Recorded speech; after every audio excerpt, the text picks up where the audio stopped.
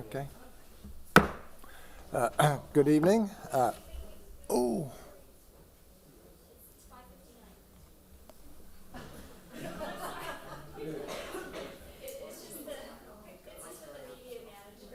Okay.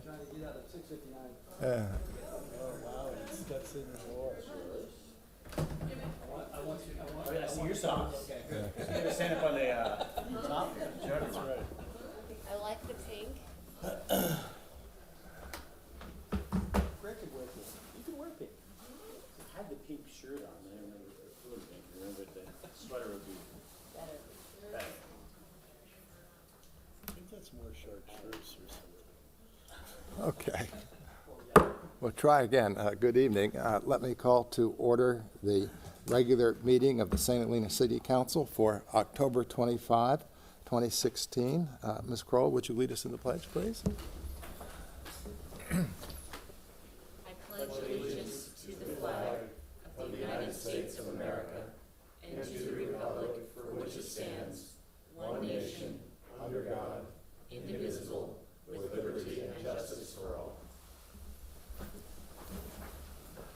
Ms. Black, roll call. Mayor Galbraith, Here. Vice Mayor White, Here. Councilmember Pitts, Here. Doring, Here. Kroll. Here. All right, that takes us to public forum. This is an opportunity for members of the public to address us with respect to matters of municipal concern, not on our agenda, and the time limit is 3 minutes. Does anybody wish to address us at public forum this evening? Okay, seeing none, we next go to reports by staff and city council, future agenda items, and AB 1234 reports. We'll start with Ms. Phillips. Good evening. I just have a couple of reminders. So for the November council meetings, just a reminder again, the council has canceled the meeting of November 8th as well as the meeting of November 22nd, and we will be having a council meeting on November 29th. We'll also be having one council meeting in December 13th, and we'll be coming forward to cancel the second meeting in December with the city council. And in addition, one item that I had made a commitment to bring forward in the September-October timeframe was information on the wine train. We're still in discussions with the wine train, and so that information will be coming forward in January or February instead. Thank you. All right. Ms. Mitz? Ms. Black? Mr. Brown? Mr. Pitts? Nothing. Ms. Kroll? Mr. Doring? Just a reminder that the WIC will be holding a special meeting and workshop on the Sustainable Groundwater Management Act. And that meeting will be November 3rd from 3 to 6 p.m. And this time it's going to be held at the Napa County Office of Education, which is 2121 Imola Avenue. And you can go on their website, which is napawatersheds.org, to get all the information about this. So. Just briefly, I want to commend staff for a very successful Harvest Festival. It involved many different departments, Public Works, Finance, obviously Parks and Recreation, but it was done very well, and many people came up to me and commented about how so many of our residents enjoyed it and how it had a real feeling, sensitivity as to what we think we're about displayed at that fair. It was just, it was a marvelous event, the Harvest Festival, and I just really appreciate the effort put into it by city staff. It went very smoothly. Weather wasn't completely perfect toward the end, but that's the way it went. Still, it went off very, very well, and thank you very much. All right, that takes us to presentations and public recognitions. And we have one proclamation, which I'm going to read. It's relating to the fact that October is Breast Cancer Month. City of St. Helena proclamation recognizing October as Breast Cancer Awareness Month. And you can see all of us have pink on, although Mr. Doring has to display his.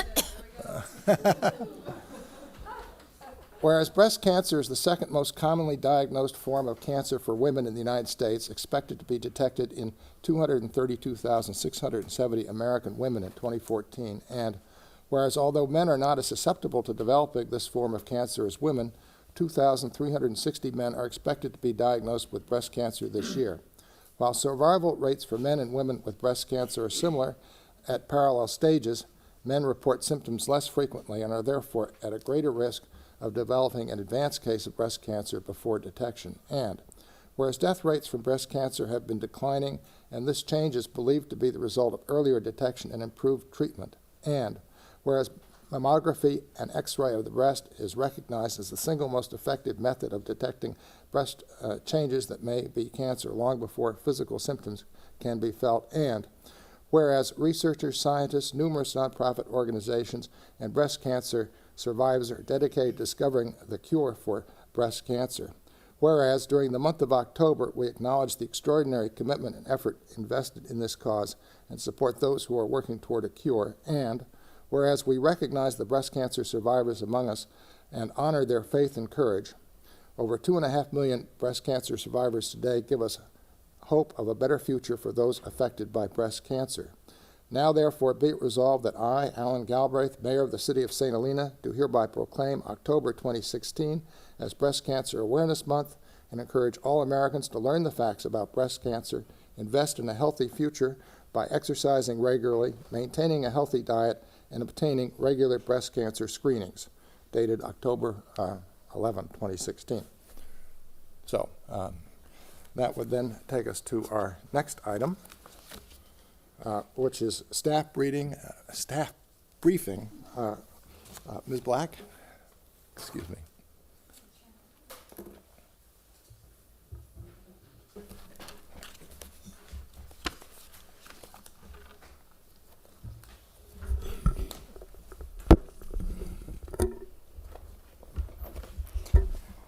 So I'm excited to talk about the new agenda management program that we have. And so there we go. So I'm going to be talking about the new agenda and navigating the city website. On the next slide, I want to point out that we have a new link. And the new link is actually going directly to the new agenda management system. And I just want to point out and remind everybody that we're in the implementation phase and training. And so there's going to be a new look, a new feel, and a lot of new neat things that you can do with the agenda. So next slide.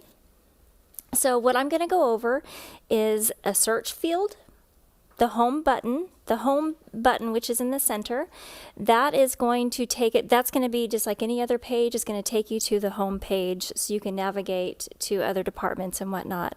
Another area that I'm going to talk about is a document center, which is in the upper right-hand side of the field.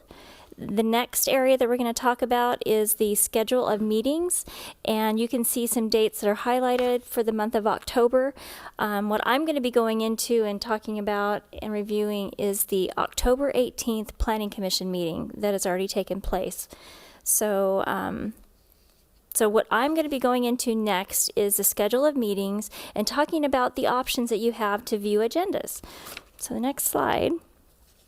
So in the schedule of meetings on October 18th, what you would do if you want to see the meeting materials, you would select that date and you could go see directly to the Planning Commission meeting. What you see here is you have some options. So you can go to the agenda, you can go to the video, you can go to minutes, and you also have an option of split screen. I know it might not be you might not be able to see it, but when you visit the site, it will be much more prominent. So, and if you scroll down on this page, you will have the option of choosing the links directly to the staff reports. And so again, we're in the implementation phase, and I'm still kind of massaging the agenda format. We're making it a little bit larger in the screen so we can have it more justified for the language that you see.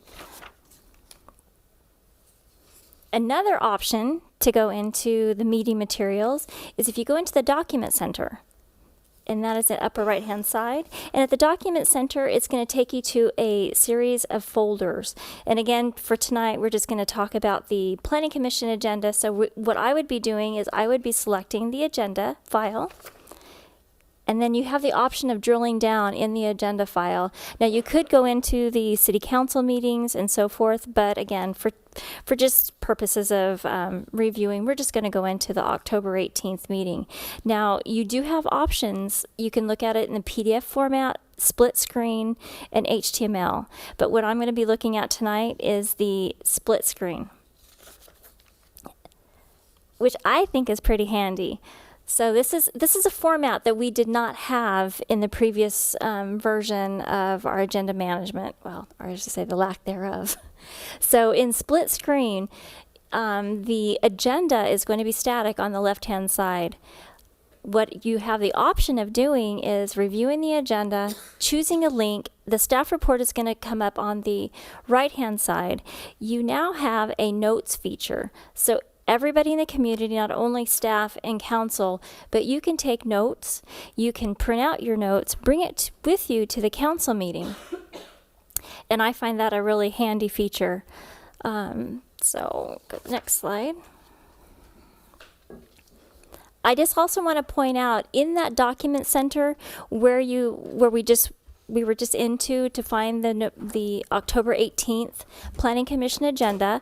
If you go into the search field, I've had an issue with trying to find documents, and one of my pet peeves is it's not OCR, the documents in the search fields right now on our website. It's hard to find things. So one of my my goals is to be able to find a better delivery of our records to the council staff and the community. So this search field, let's say, for example, Harvest Festival. If I wanted to find something, I knew it recently was on the council agenda. So you type in Harvest Festival in the search field, and it's going to populate whatever it hits on. So these documents are now OCR'd, and it will bring up what it hits, whatever Harvest Festival is included in whatever the document is. And so you have the option of choosing whatever document you'd like from the search. Now again, I just want to bring up the home page. So we started from the home page and we went into the new link for the new agenda management system. Now the new agenda management system is from today forward. You can still access the previous council agendas and videos. So you would still go to the home page like you've always done. You would go into city agendas.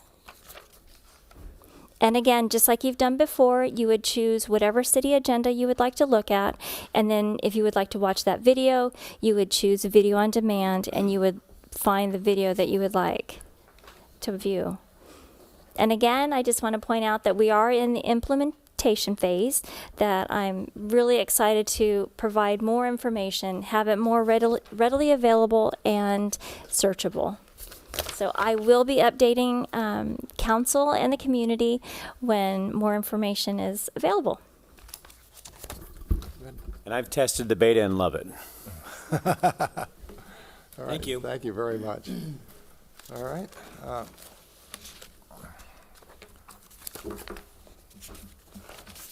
That then takes us to our consent agenda.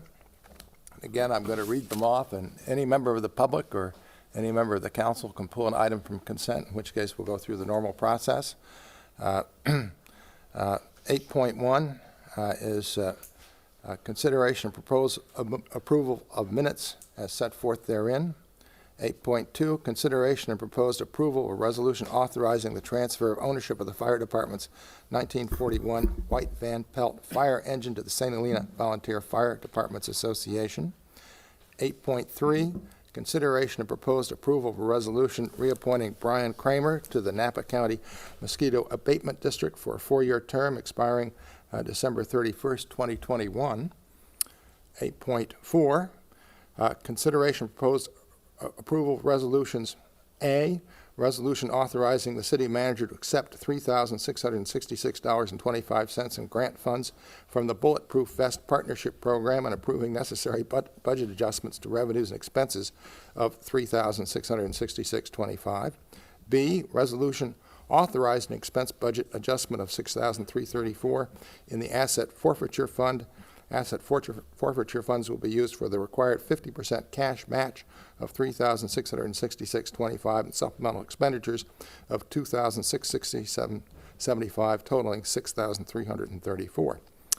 8.5, consideration of proposed approval of a resolution to duly adopt the amended pay schedules for fiscal year 2014-2015, 2014-2015, and fiscal year 2016-2017 to include the Public Works Supervisor, Parks and Government Buildings position. 8.6, consideration of proposed approval of resolution setting a hearing to approve the annexation of territory into the St. Helena Municipal Sewer District Number 1, MSD Annexation Number 129 at 1357 El Benito Avenue. 8.7, consideration of proposed approval of resolutions to correct an administrative error relating to sewer annexation.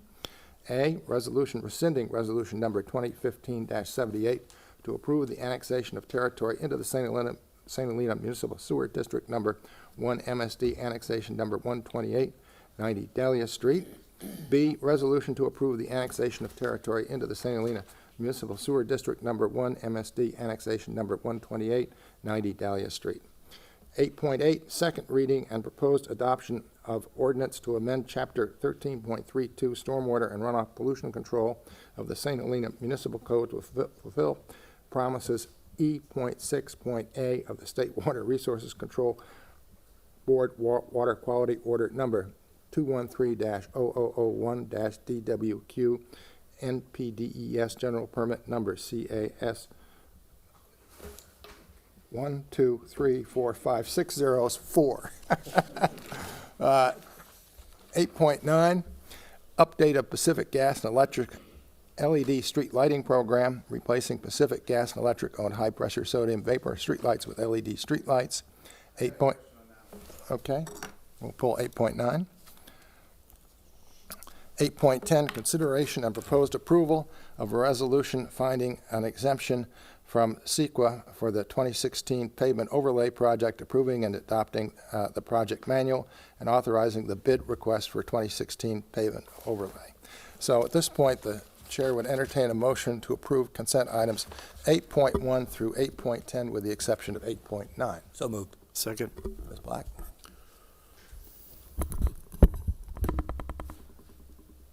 Councilmember Doring, Yes. Vice Mayor White, Yes. Councilmember Pitts, Yes. Kroll, Yes.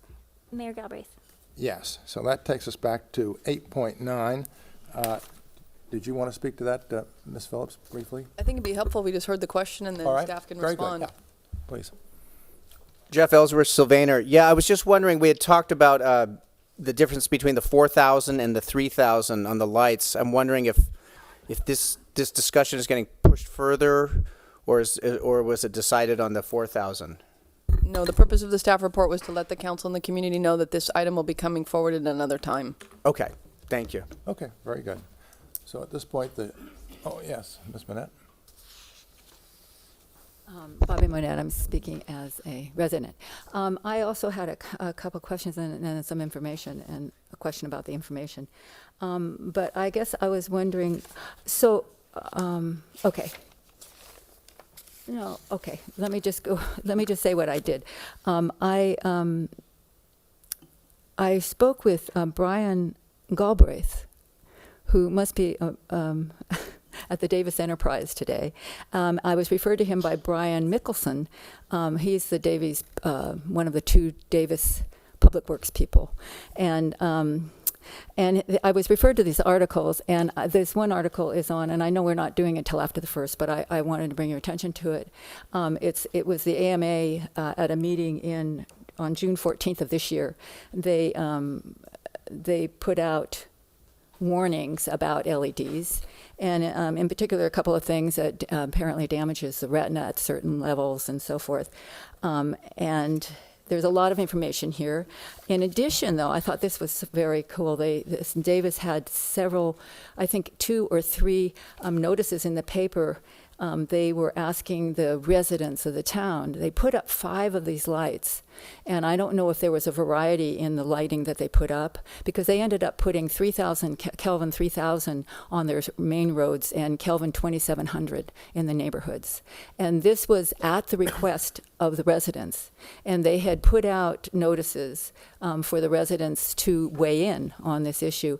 And actually, because of what the residents said, they spent a lot of money changing out, because I know Councilmember Pitts had asked about the if you put in 4,000 K, how much would it cost to change? Well, apparently it costs a lot of money to change that. But at any rate, I thought that was really interesting that they had asked formally on 2 or 3 occasions for public input, and really, but had these examples of the lights. They had 5 different lights in different neighborhoods, so that people could go and look at them and see what they thought of them, and then get back to the city about it. So I'm just wondering, I have this, I'm wondering if anyone on the council is interested in seeing these, and if you are, I will get copies to you, but I didn't know if you would be, so is anyone interested Absolutely. in seeing? Yeah, Okay. why don't you provide them to the city clerk, and then she can circulate them to us. Okay, I will do that then. Okay, Easy thanks.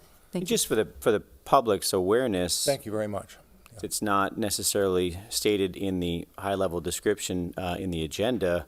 After listening to the concerns of council and the public, we're doing more research and getting more information to make sure we get the right lights, we get it right the first time. Right.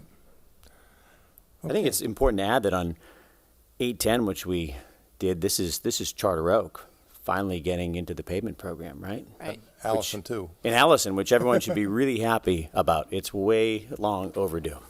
All right. Any further comment with respect to 8.9? Then the chair would entertain a motion to approve 8.9 as set forth in the agenda. Yeah, and I think this is Is it just information informational? only, so. This is informational. Oh, just information only. All right. Nothing to approve. Nothing to approve. Okay, fair enough. Then that takes us to new business, and the first item on new business is to consider a request from Calistoga Affordable Housing for an additional $140,000 from the Affordable Housing Trust Fund, and authorization to begin drawdown on Mr. previous funds committed for permitting costs and fees. What did I skip over? We're at public Oh, public hearing. hearing. I sure did. Okay.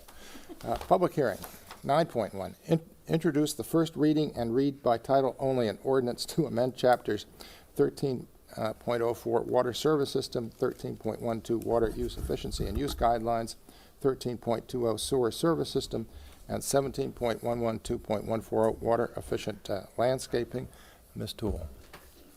Sorry about that. No problem. It's throwing me for a loop, seeing if I'm on my toes.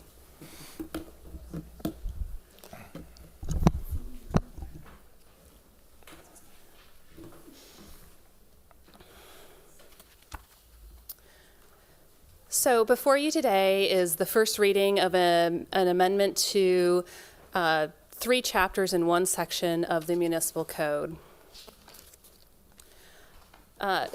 Over the last several months, myself and several other staff members have been working on the utility rate study, and a portion of that was reviewing the municipal code, and I have spent a lot of time reading the municipal code and noticed a lot of inconsistencies and discrepancies between the code sections.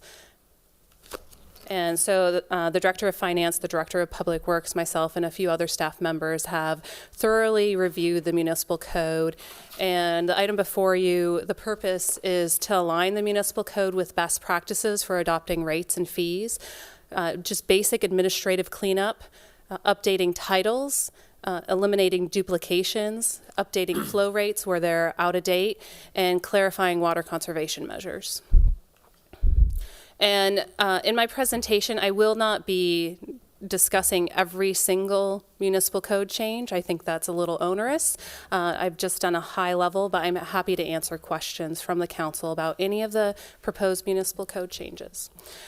Several of the items in the municipal code referenced fees, and this is just an example of that, about meters, and that the city is supposed to be charging a $2 per meter test fee. And We believe that that's a little low. That will be determined through the user fee study that Director Mitz is currently underway.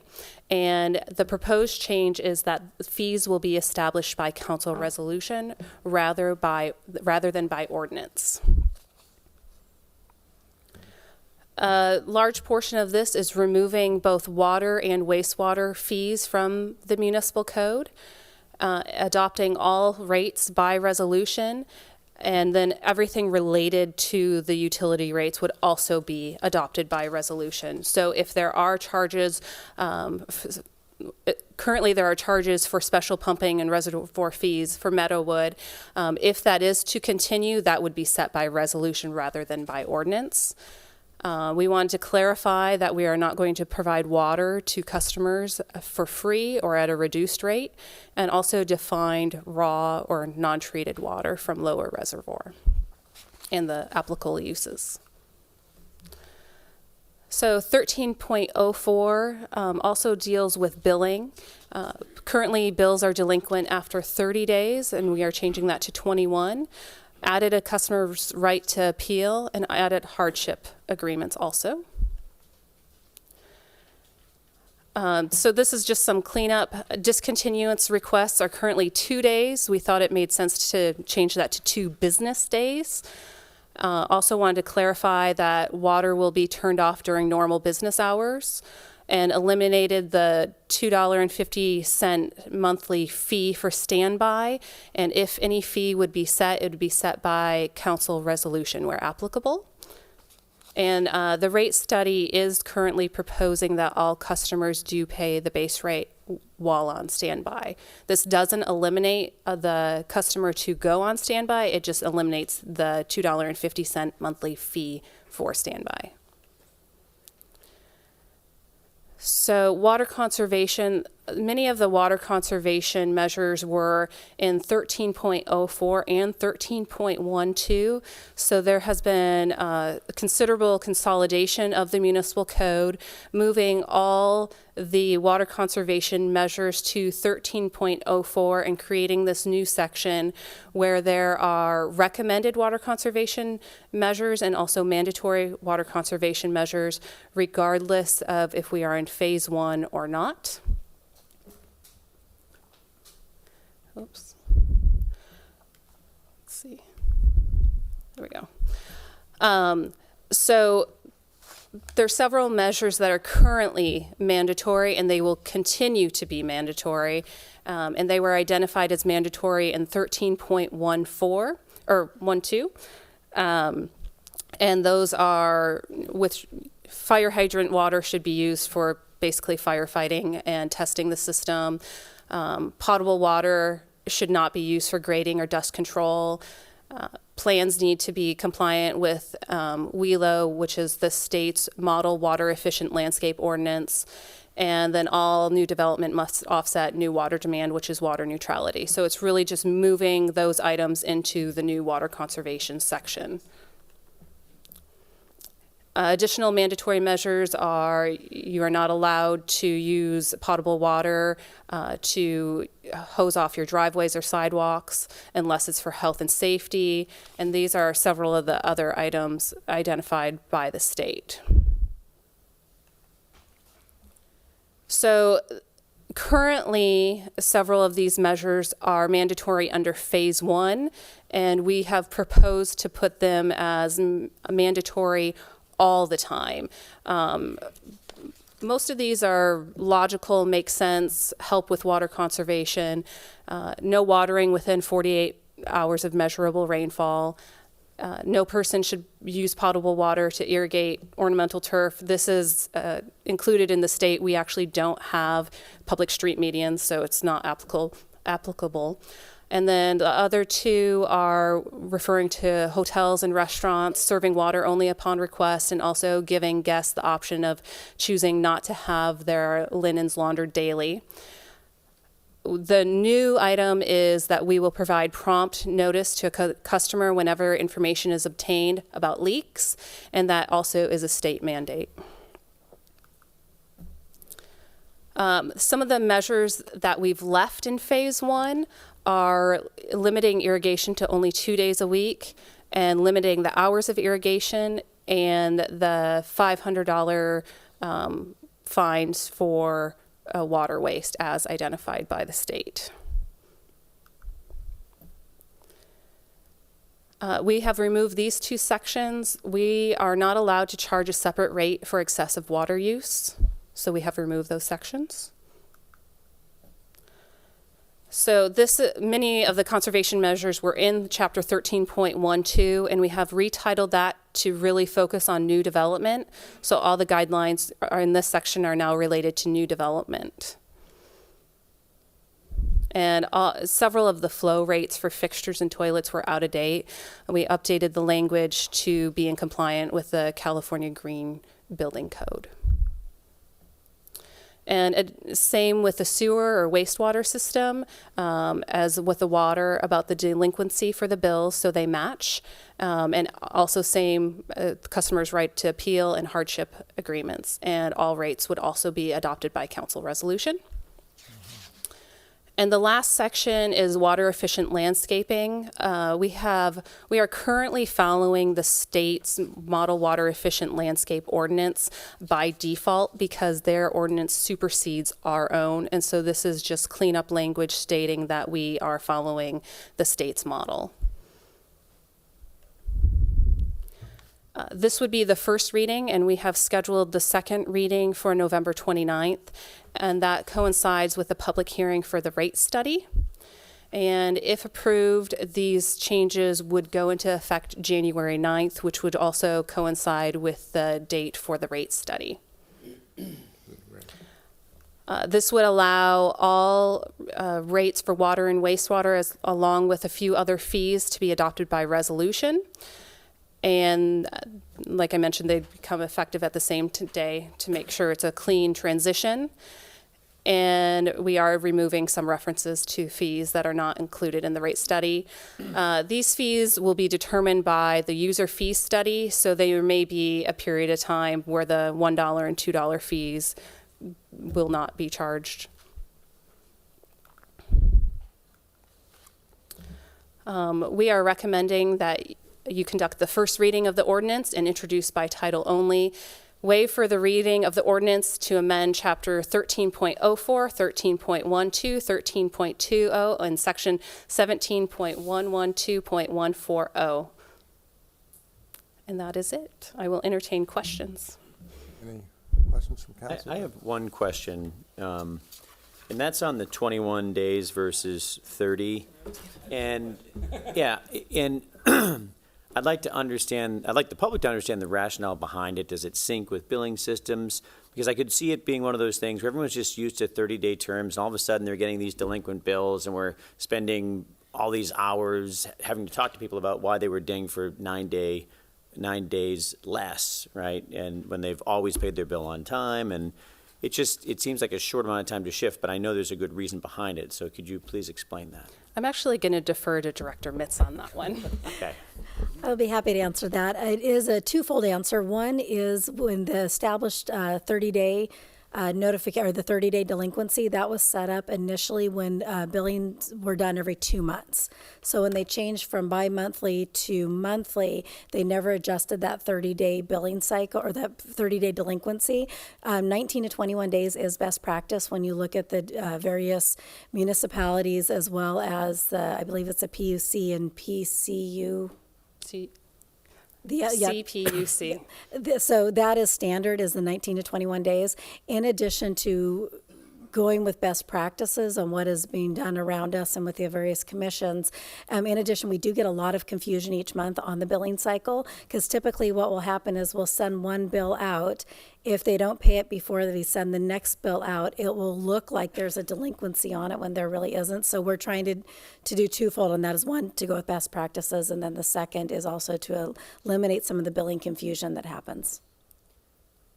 Well, you know, I've had instances where I've gotten my bill 5 days before it's due, and I've called, you know, because of our internal issues, and it just, I don't know, it just seems, I understand what you said, but I just think people here are in that 30-day mentality, and it feels a little, I think it's going to feel a little bit to the public like it's a way for us to make money off of them for a 9-day gap. And it just, I don't know.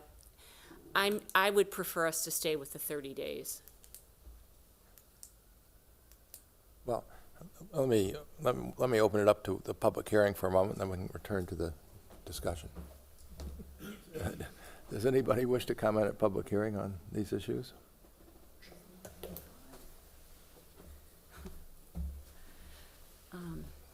Bobby Monette, speaking as a resident again. I just have a couple questions. I think I thought of the answer. On 1304.040, it says eliminate the connect charges for outside the city connections. And then 1304.210, it eliminates the rates for public fire hydrants outside the city. I'm assuming that is because the rates are going to be reset. And so you were just taking what was in there out until new rates are going to be set. So I had a question about that. If that's not the case, I was wondering why those rates were being eliminated. And I also have a question. What is the reasoning behind having these fees changed by council resolution as opposed to ordinance? Seems like ordinance would be a little more difficult to change, be more flexibility with council resolution, but I'm not sure, what the reasoning was. I'm not sure which would be better. Let's see. I also wondered, under the enforcement 1304.130, the hardship issue. I'm wondering what the guidelines are to determine. I know that the Director of Finance will be determining them. What the guidelines are for determining whether or not there's a hardship. Is it based on best practices or what? And are these guidelines published someplace for us to know? And also, how much would an appeal cost? Are there fees for an appeal if someone is denied their hardship request? And they need to appeal it? How expensive is it to appeal, if that's known? I'm just curious about the standby. Is there any benefit to the city to turn off service when someone leaves? Or is that simply for the customer to save money? If there's any benefit for the city, I couldn't think of any, but what do I know? So I was wondering if there was any benefit. Maybe this would remove an incentive by not, it's not allowed to happen anymore. So I was just curious if there's any benefit to the city for a customer to turn off the water when they leave for a long period of time. And if so, maybe we should incentivize that happening. But if there's not, I can understand why you want to charge for the whole time. And I think those are my questions. Thank you. All right, Ms. Toole, did you get those down mostly? Mostly. All right, can you respond, or perhaps other staff can weigh in? Yes, I'd be happy to. So 13.04.040, we do not allow new connections outside the city limits. So we didn't think it made sense to reference a charge outside the city limits because we don't allow new connections. And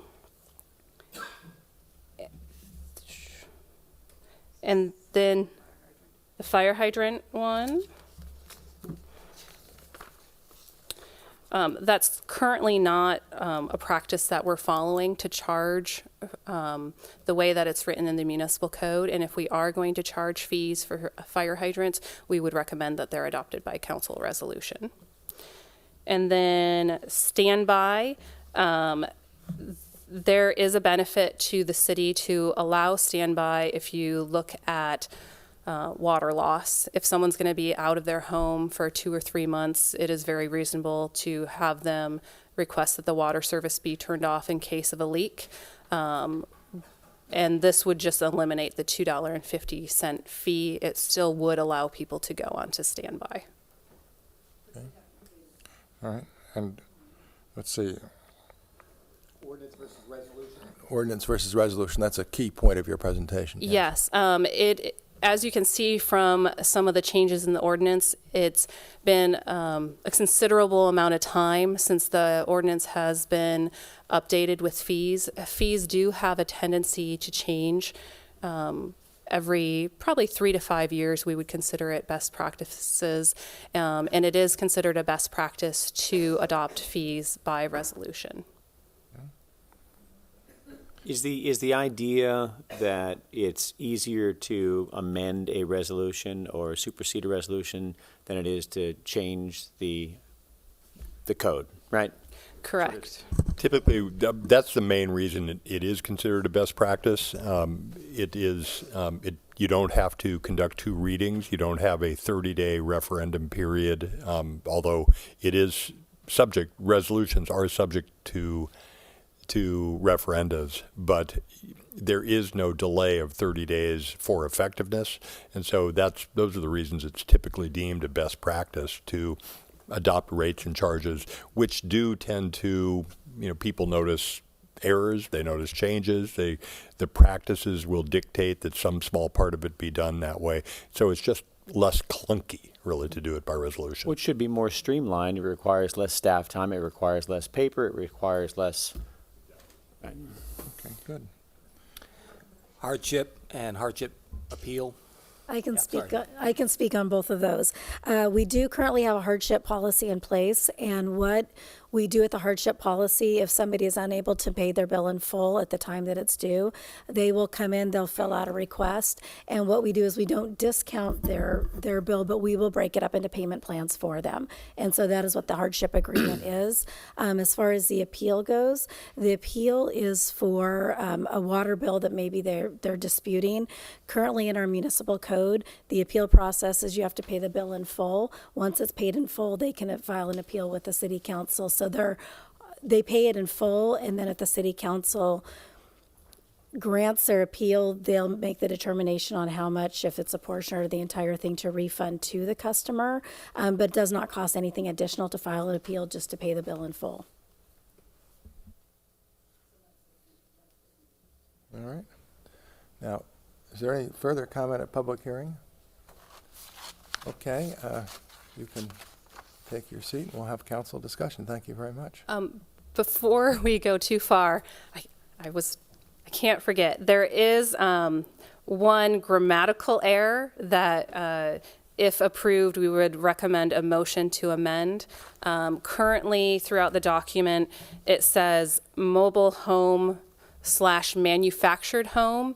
And I would recommend making a change to have it as an and instead of a slash, or a comma where appropriate. Okay. So just a little cleanup. Starting to sound like me now. That's true fine tuning.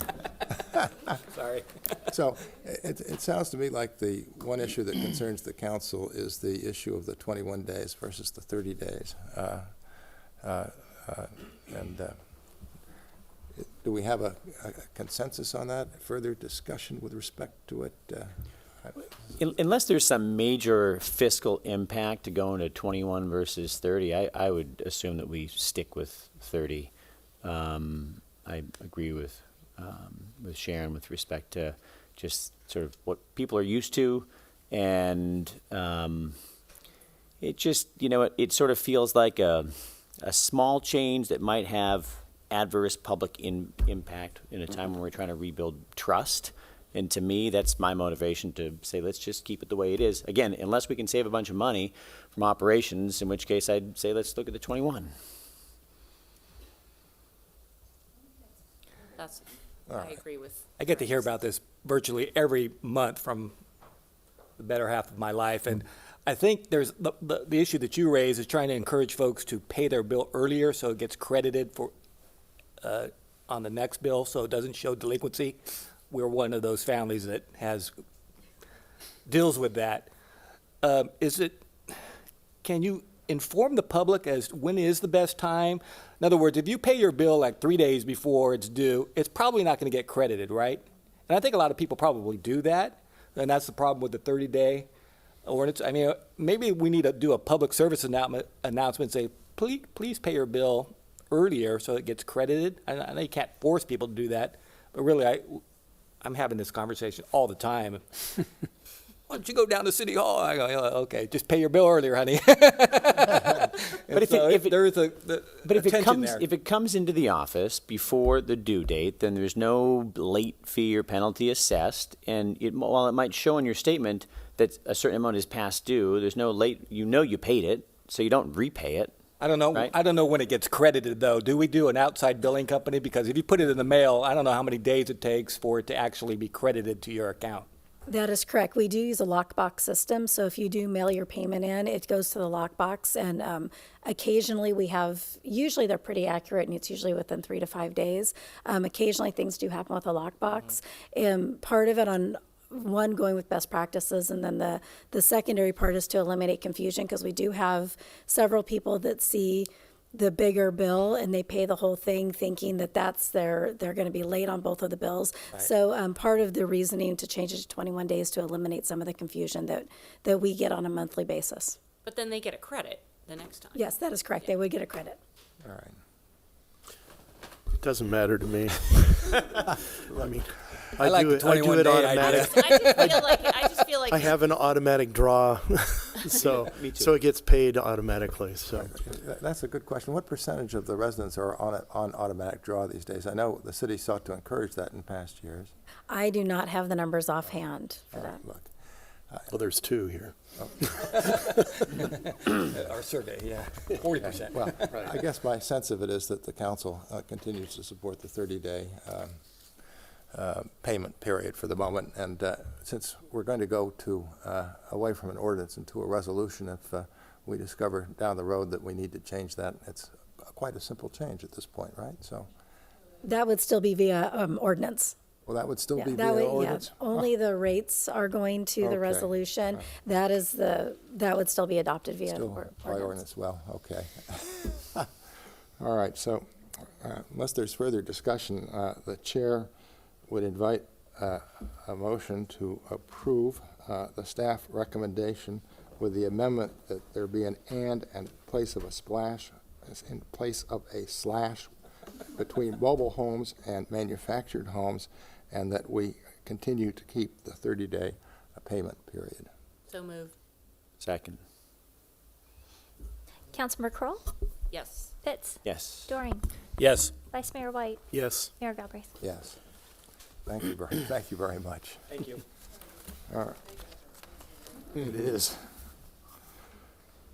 Okay, the next item, 9.2, consideration and proposed approval of resolution to increase the short-term rental permit application rule fee from $1,075 to $2,250 to cover staff review costs.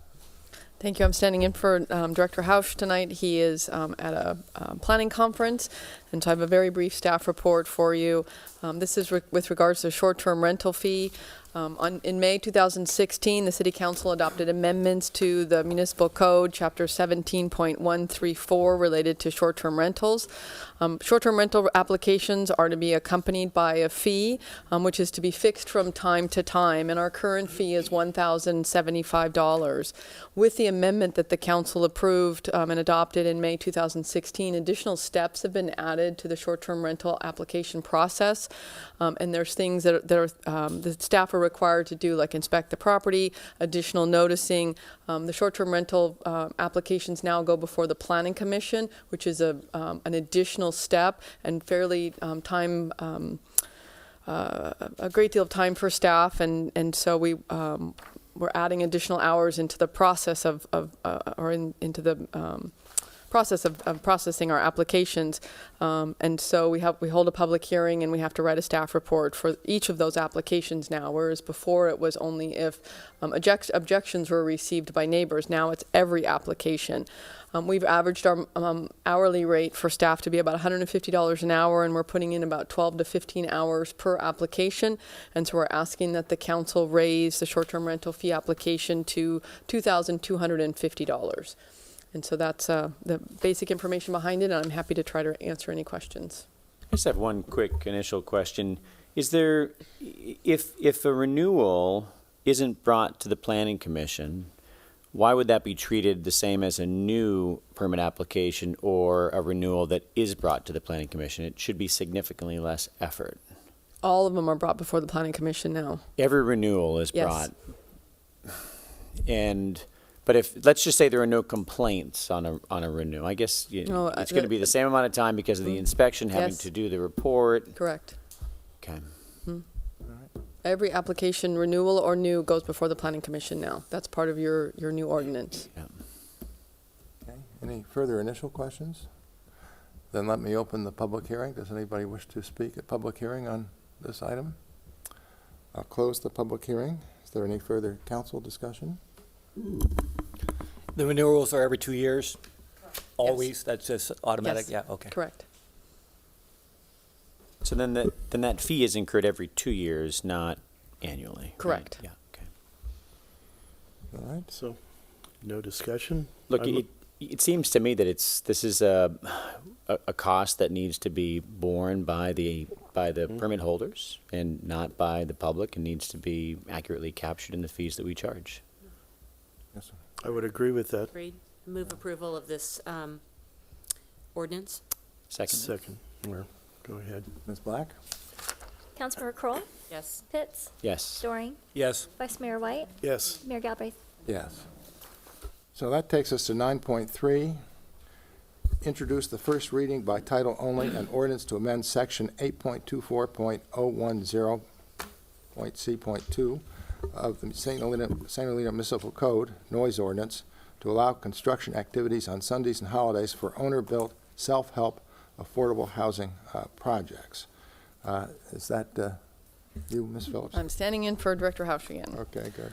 So again, a brief background. This is a proposed amendment to the noise ordinance, and it's been brought forward because our town, St. Helena, submitted a letter on August 8th, 2016 to the city of St. Helena requesting that work be allowed on Sundays and holidays for their self-help affordable housing project proposed at 684 McCorkle. As part of this project, residents must be employed full-time to qualify for the loans that are related to these affordable housing, these affordable homes. But they also must commit 35 hours of work to the construction each week. And so currently, the city's noise ordinance prohibits any construction on Sundays and holidays. I've also handed out, and they're on the back table as well as for the council, I handed out some additional information. The staff report referenced some information in the 1993 general plan. I've provided that to the council with related to noise ordinances. Staff does not have the authority to approve this. Our town, St. Helena, as part of their submittals, had repeatedly requested that we allow this. They believe that it was understood to be part of the project as self-help. Staff does not have the authority. There is no exception provided currently in the St. Helena Municipal Code, and therefore it's been placed on the agenda for council's consideration. Our town, St. Helena representatives are in the audience today, and they're here to answer your questions. Any further initial questions of staff? Then let me open the public hearing. Who would like to speak to this?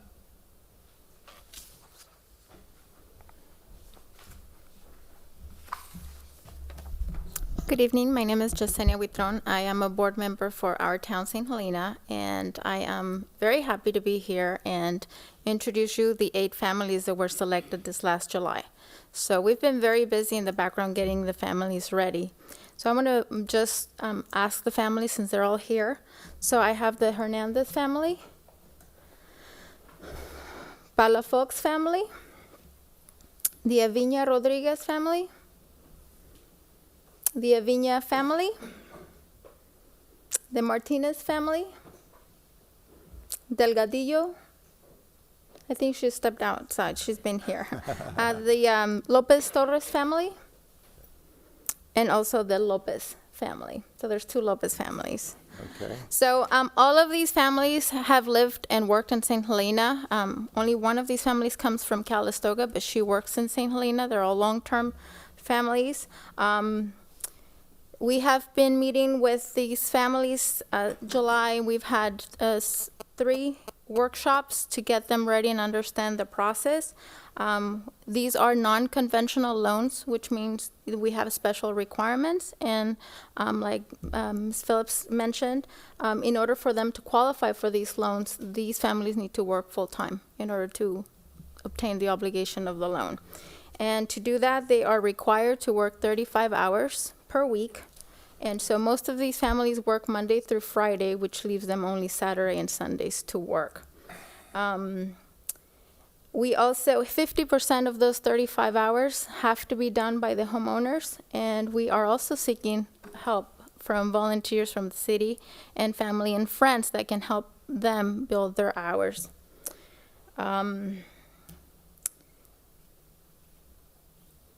Things that we've, the next step for us is to package the loans in the next month or two. And in order for them to have the loans, they need to keep their jobs. So we're going to be getting final loan approvals in the next 2 to 3 months. And I think everybody's ready. We're ready to start construction. And thank you for your time. Thank you very much. Thank you. Can I ask a question? Yesenia? How long do you anticipate the construction to last? Between a year and a half. Traditionally, somewhere in the 90s, I can't remember, the Marietta homes located on Voorhees Circle. They worked the weekends, and it lasted about a year and a half. So, How about how long until the house is framed up and enclosed in, at least exterior walls and roof on? I wouldn't have the answer to that. I'm sorry. Okay. All right. Thank you. Thank you. Does anybody else wish to speak to this issue? Yes, please. Good evening. I'm Vicki Bradshaw. I'm a resident of St. Helena. I'm here representing myself, my husband David, the McCorkle East Side Neighborhood Group, and the St. Helena Residents for an Equitable General Plan.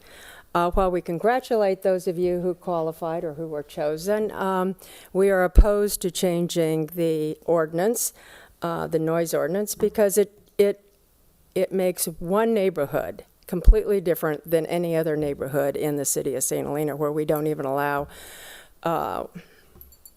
leaf blowers on these days. And let me just describe McCorkle, and maybe that will help you understand why we have a problem with this. McCorkle is a 3-block street. It's dead end at each end. There's no emergency turnaround. It is, in fact, because there's already 2 multifamily complexes on there that had parking forgiven. That is, in fact, 1 lane when there's parking on both sides. There are 3 land use designations on this 3-block street. Like I said, there are already 2 multifamily complexes, one block to the east of Brinkle Court, one block to the west of Brinkle Court.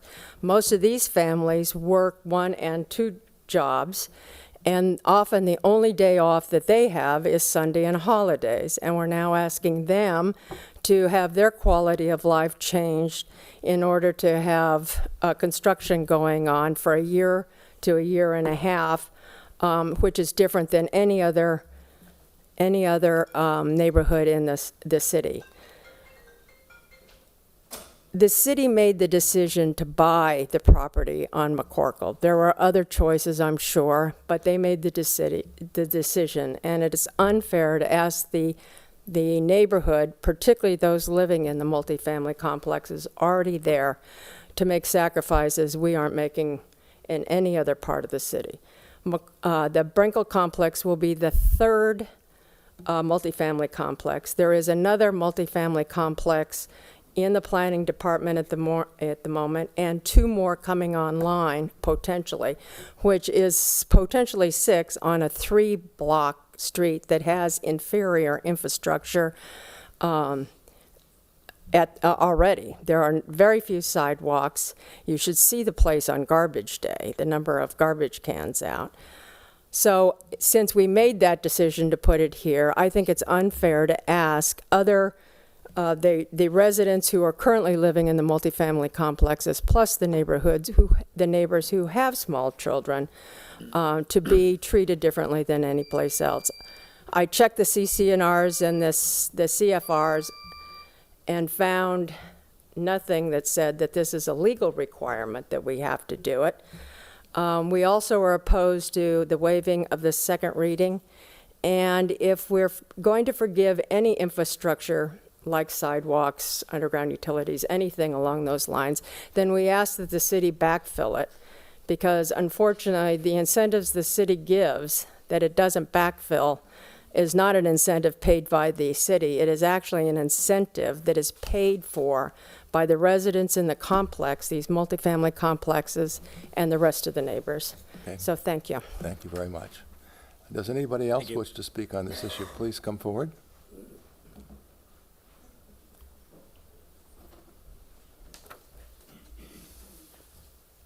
Hi, my name is Libby Schaefer, and I live at 653 McCorkle. And with all due respect, Vicki is not speaking for me. From the very beginning, was a sweat equity project, and we were told that if people are going to work full-time and have to put 35 hours in a week, how are they going to do it if they can't work on weekends? Now, personally, the holiday thing, Thanksgiving and Christmas, might be a little extreme, but this is different from the other multi-complex projects on our street. These are people that are going to own their own homes. This is a whole different deal. So they're going to care about landscaping, they're going to care about their homes. It means a lot to them. And when our town first presented this to us, they mentioned weekends. And as I recall, some of this group was in the room and didn't have a problem with that. So I don't understand what the big problem is to amending this. Thank you. Thank you very much. Thank you. Does anybody else wish to speak to this issue?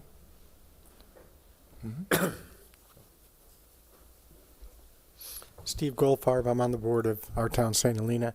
I just want to clarify one thing. I mean, I think you've got most of the information here. This is a project which has been going on for a long time. It followed the city's wishes to do infill housing rather than large housing projects. The city took the initiative to acquire the property. It has always been a self-help project. It is incredibly hard to put a self-help project together. And the only reason we can get some affordable housing built here for home ownership is because these families are going to put in an incredible amount of work on these projects at the same time that they're working, which is kind of an amazing thing. And so one, I would echo, if anybody wishes to provide any volunteer help, the families and our town, St. Helena, would graciously accept that.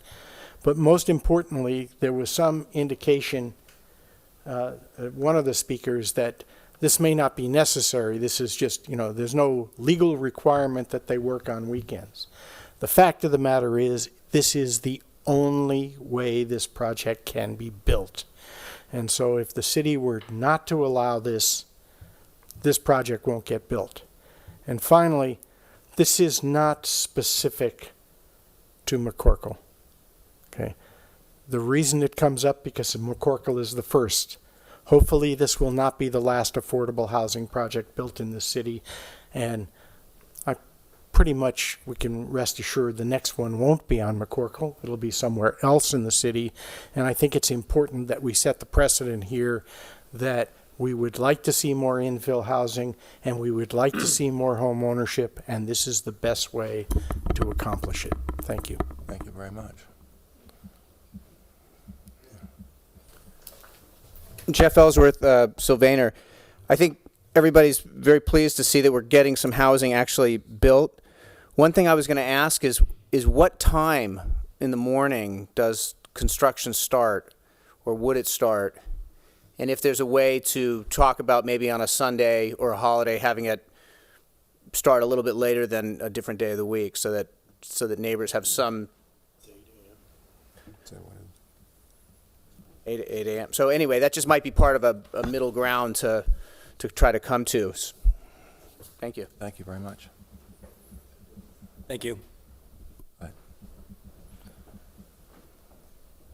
Hi everyone, my name is Christina, and I'm, as you noticed, one of the families that were selected for this project. And I just want to mention to everyone that it's really, really complicated. I have 2 kids, and I also work a 40-hour job, and it's really, really complicated for me to deal with my own job, keep up with my own job, and at the same time, go home and take care of my kids. But then on top of it, I have to work for this great opportunity. And this is just the first opportunity that we have, and we have to work on the weekends to make it work. So I just want to put it up there for you guys to think about. This is just a really good opportunity for us, and this is the only way we can make it work. And this is just an exception that can be only for affordable housing, not for the other programs. Thanks. Thank you Thank very you. much. Good evening. My name's Elizabeth Gills. My husband Glenn and I live at 645 McCorkle Avenue, which is just a few houses up from the R-Town facility. We actually had agreed to this. We support affordable housing, and we were in favor of welcoming this to the McCorkle Avenue neighborhood. We just believe that we should not be treated any differently than anyone else in the city in regards to the hours and the inconvenience of the timing. I think that we did agree to the weekends. We did hear about that. I think the holidays is a little bit extreme, especially if it goes on for a year and a half, probably 2 years, more than likely. So I think that that should be taken into consideration as well. The weekends, probably doable. The holidays, I don't think so. Thank you. Okay, thank you. Thank you.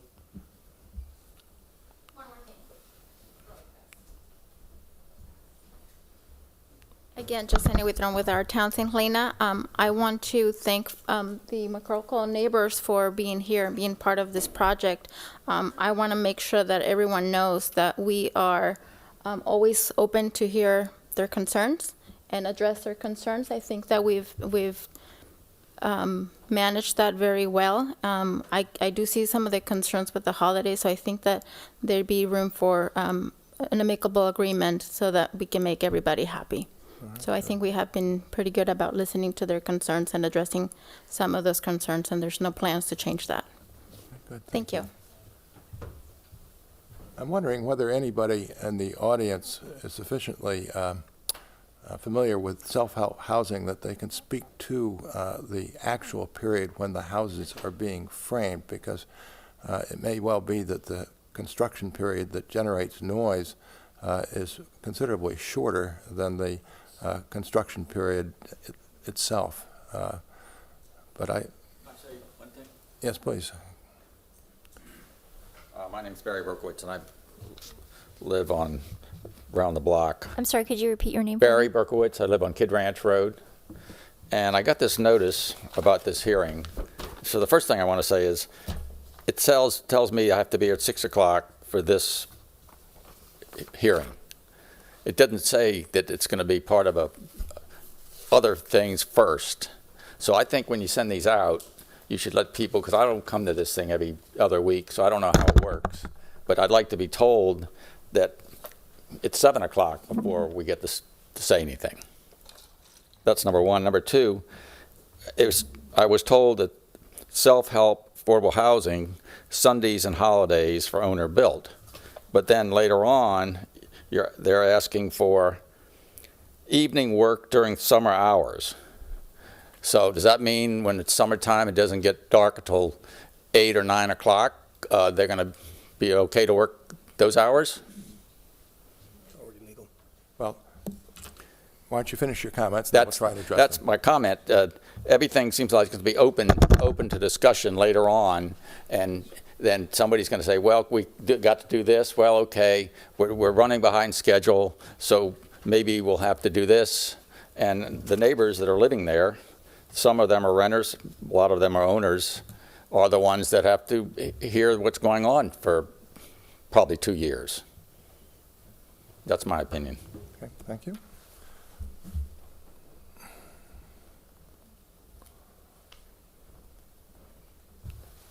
I'm Paul Skinner, and I also live on Kid Ranch Road. And I have to second Vicky's presentation that we would like to be treated fairly on the east side of town when it comes to some of these regulations. There's the street, as she mentioned, has no parking. There's no allowances for waste removal. Every week there's 20 waste removal bins in front of my driveway on my property because there's not enough room in front of the affordable housing that we do have on the street already to place their bins for pickup. So every Tuesday I have to go out and pick up broken glass because of the trucks that load it's all automated, so there's a lot of debris that falls on the street that kids play in the streets. So there's a lot of problems with McCorkle infrastructure that I think you need to address before you allow further infill in our neighborhood, because we'd like to be treated just like all the other neighborhoods on the west side. Thank you. Thank you.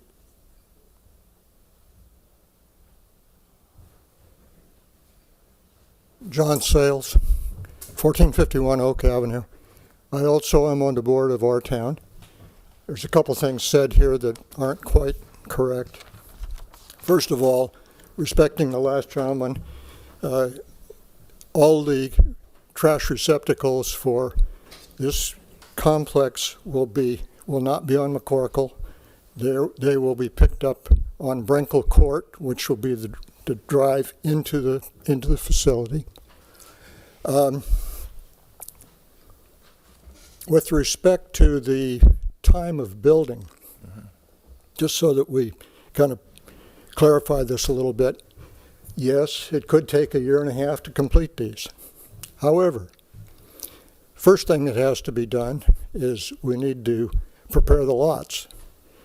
That'll be done by a general contractor who'll be working normal construction working hours during the week, and it'll probably take a period of 60 to 90 days to complete. Once those are taken over by the families, there will be probably the placing of the slabs, and that will be done during the week when the families take over for the framing and so forth. I would expect that that won't be more than 60 days before the places are framed and closed in. And that's normal with that. After that, most of your construction activities will be indoors. The electricians, the plumbers, the rest of it. So, yeah, it could be 1 year to 1.5 years before they move in. But a lot of that, the finishings inside and so forth, will all be indoors, and there will be a minimal amount of noise. So, any other questions? No, I think you responded to the question that was on my mind, Mr. Sales. Thank you very much. Thank you. Any further public comment? Then I'll close the public hearing and invite council comment. I just have a couple of questions. One, which was raised, I think, in an email that was sent to us and raised by a few of the speakers, which is, could there be a shorter time period on Sundays, and really could we also look at holidays, maybe not every single holiday, but certain holidays where there's no activity, and would that be amenable and to all the parties, that we could provide some relief, I think, in terms of early hours and then on holidays. I'm struggling with this. Sorry, because I lived for 4 years next to the construction of a fairly large home. My neighbors didn't work on Saturday, which I was very grateful for, and they didn't work on Sunday, and it was just always such a relief to have the weekend to come and not have 1,000 trucks and workers and music and everything else. So I'm very sensitive to the neighbors. But on the other hand, this is exactly the kind of project that we've been wanting to have in town, this infill type project. And it does require everybody to work, and the normal work days are Saturday and Sunday. So I guess what I'm seeking is what some of the people have said before, some sort of a balance, which would be, is it possible to have no holidays and then perhaps half-day Sunday, and to make up the lost hours 1 hour later Monday through Thursday till 6 instead of 5, for example. Or in the summer, or have a seasonal schedule where in the summer it could be until 7 and no hours on Sunday. I'm just trying to preserve a little bit of the sanctity of the neighborhood, because a year and a half is a long time to live next to a construction project. But on the other hand, this is an incredible opportunity for everybody to own their own home. So I'm looking for a compromise here, and I'm open-minded to other people's thoughts. Me, I'm totally in favor of letting this group build when they can build. This was a project that I think we all are in favor of. That's why we purchased the McCorkle property, and to me, a year and a half building our community is just something that we all have to deal with, whether it's in this neighborhood or it's down on Pope Street, or it's over in some place off of Spring Street. We're going to try and do these infill projects, and especially the self-help projects that are going to require this type of construction and exceptions to the rules to be able to get them to help facilitate them. So I'm totally in favor of this, and I think because they're going to be neighbors to everybody else that's on McCorkle, they can work out the holidays amongst themselves. But I'm in favor of making the exception in the ordinance, and I don't see anywhere in here where we allow evening work, and I think that would just depend upon how well you get along with your neighbors, and whether you can be putting flooring in at night or whatever it takes. I mean, I've built 3 houses here in town, and I had to work a full week. And there were times where I had to do stuff at night, and I just worked it out with my neighbors. So anyway. Did you want me to clarify that? Sure. What we're requesting is just for Sundays and holidays 8 to 5. I don't know where the error in the notice came in. I apologize for that. But it's not for summer evenings longer. It's just for Sundays and holidays. So one thing that wasn't stated that I read somewhere in the staff report is that when the self-help project was done at Marietta, which was 12 homes, we did historically allow work on Sundays, Saturdays and Sundays, is my understanding. I've been told that, but I wasn't here, so I can't personally verify that. I want to add to what Peter said, too. For, I don't know, since I've been paying attention, we've been sort of fighting over large projects in this community, and we now have a model that everyone's sort of come together and embraced and accepted and said, this is where we want to go. And we found a way to actually finance it. What I heard for a long time was small infill projects aren't financeable. You can't make them pencil. And now we've got a way to make it pencil and to give people the pride of home ownership through the sweat equity program. To me, this is a great thing. This is absolutely community building, and we should absolutely be supportive of it. And I just wanted to stress that as we deliberate. Mr. Doring? I'm generally in favor of the request. I would be amenable to looking at the holidays and maybe, I don't know about a half day on Sunday, but maybe a later start to about like 9 o'clock just for a little bit of extra sleep time, something that's reasonable there. I understand the feeling in the community is this east side, west side, and fairness, and I clearly get that. There's this angst in the community about fairness. We want to be treated like everyone else. I do think there is a precedent with the Marietta project, and that even though it wasn't in the ordinance, the city did allow that construction to happen on Sundays. I know that for a fact that happened, so I can verify that. I think it's important also to note that our town has made a commitment. There's other things that are not in the ordinance that they've said that they would do in terms of the communication with the construction schedule, no loud music, parking of the cars in certain areas to avoid that. They made a commitment here, at least in writing, maybe it wouldn't be part of the ordinance, that they're going to try to work with the neighbors. And I think that's important to note. I think that this thing will, I had 3 construction projects going at one time in my neighborhood, in my little cul-de-sac. I get that. It's not fun, but I'm committed to the infill project here, to affordable housing.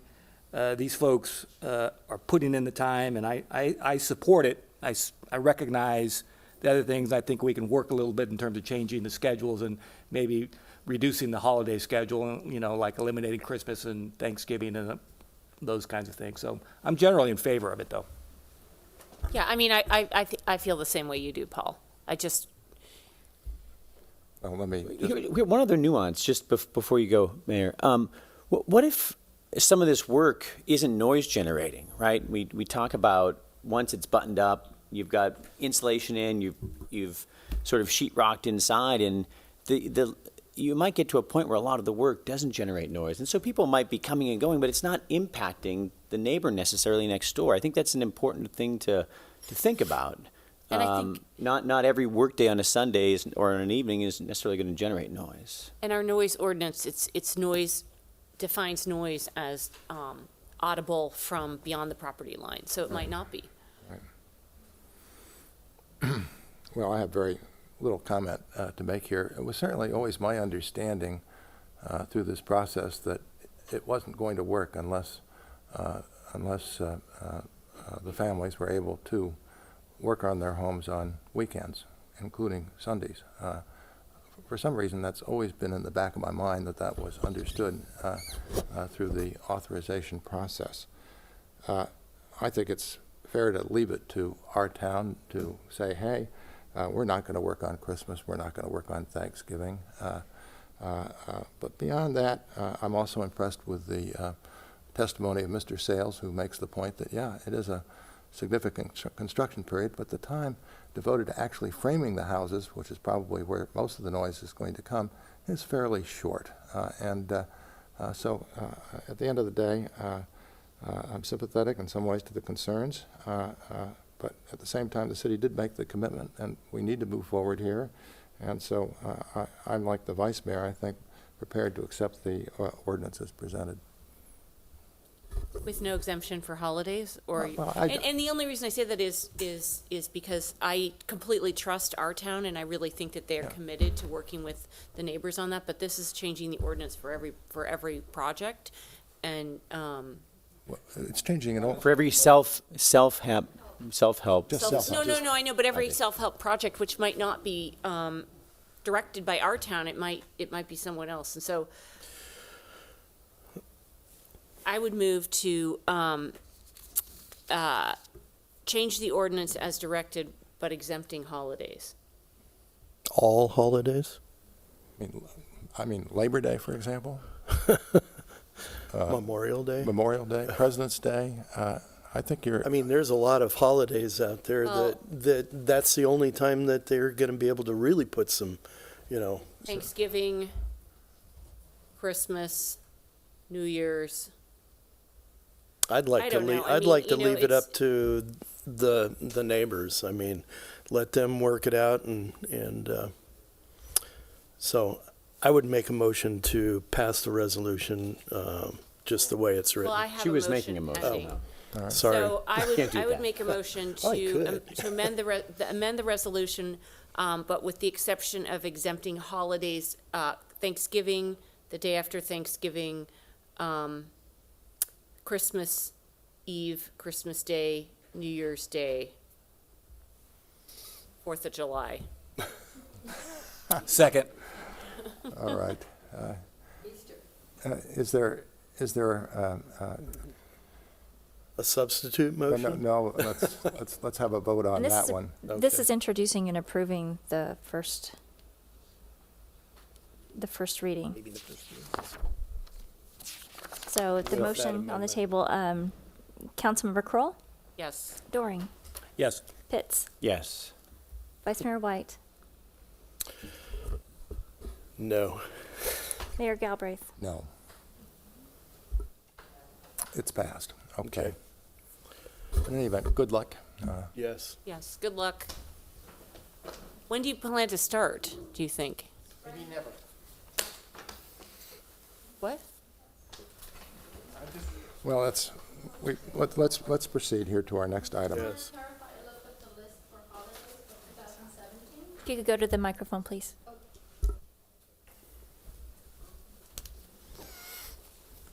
Just looked up the holiday list for 2017. I see 9 holidays.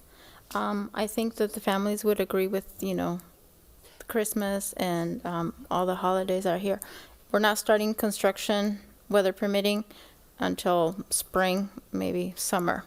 So there's a lot of factors that go into that. I just wanted to point out that there's 9 holidays. No, but it's all those, you can work on all those other holidays. It's just Thanksgiving, Thanksgiving and the day Christmas. after Christmas, New Year's, the 4th of July. But I Just think what those- she's saying is that the families would be amenable to not working on the 9 holidays. Is that right? Well, I think we've had a motion that's been passed.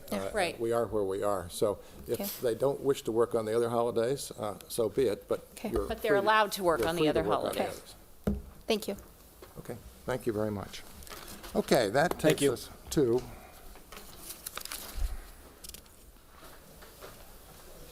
new business, and that's considering the request from Calistoga Affordable Housing for an additional $140,000 from the Affordable Housing Trust Fund and authorization to begin drawdown on previous funds committed for permitting costs and fees. All right. Ms. Phillips. Good evening. So this is a request from California, I just followed you, Calistoga Affordable Housing. In October 2012, just to do a little bit of history, the City Council approved funding for a project that they have termed Turley Flats Affordable Housing Project on 1105 Pope Street. The council approved a not-to-exceed amount of $150,000 towards the project, plus $33,000 towards impact fees. On July 13th, Calistoga Affordable Housing came back. They requested funding for the application for this project of $8,500. The council approved that. In October 2014, we reconfirmed the council's commitment to contribute the $158,500 for fees, and that would be monies coming from the Affordable Housing Fund that would be transferred over for the cost of those fees. So it's not the waiver of fees, it's the use of affordable housing fees. And $341,500 as a loan to Calistoga Affordable Housing for this project.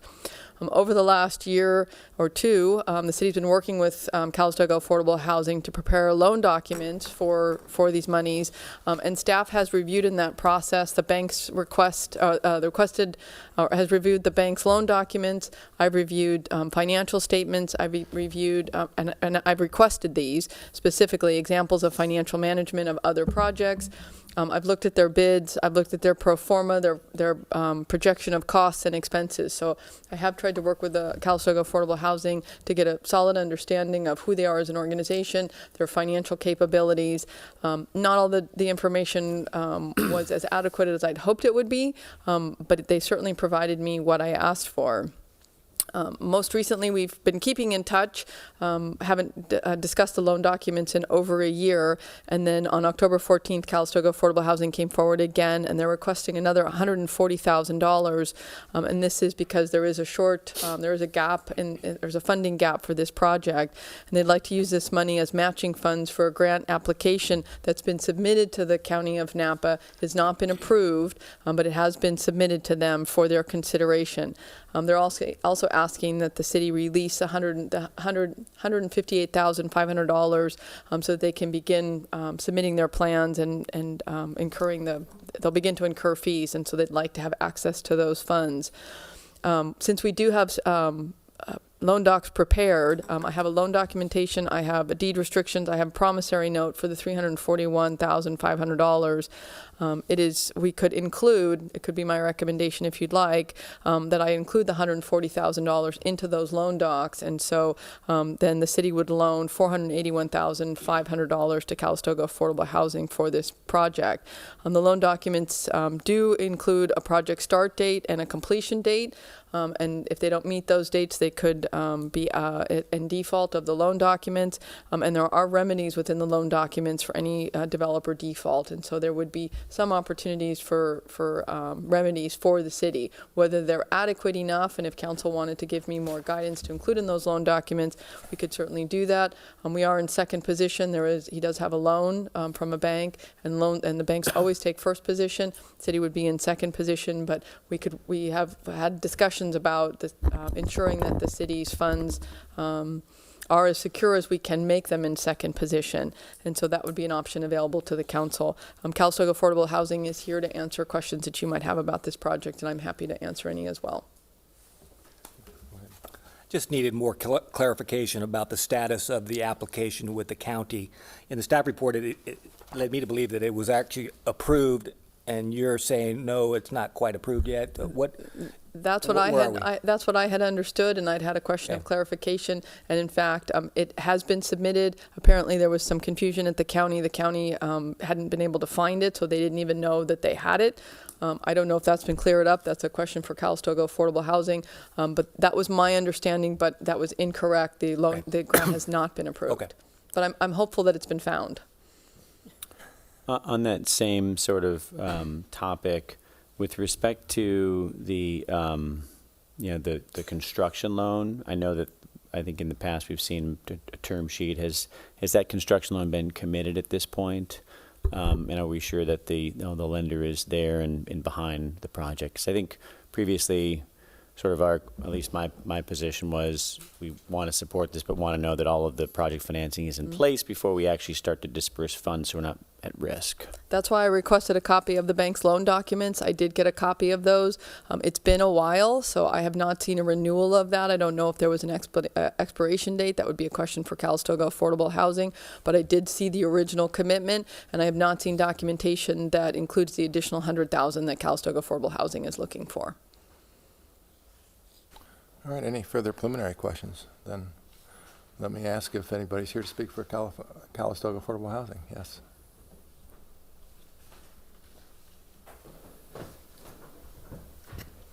Larry Crummon, representing Calistoga Affordable Housing. Before I speak on this one here, I just want to commend the council for the actions and that you've taken on behalf of our town.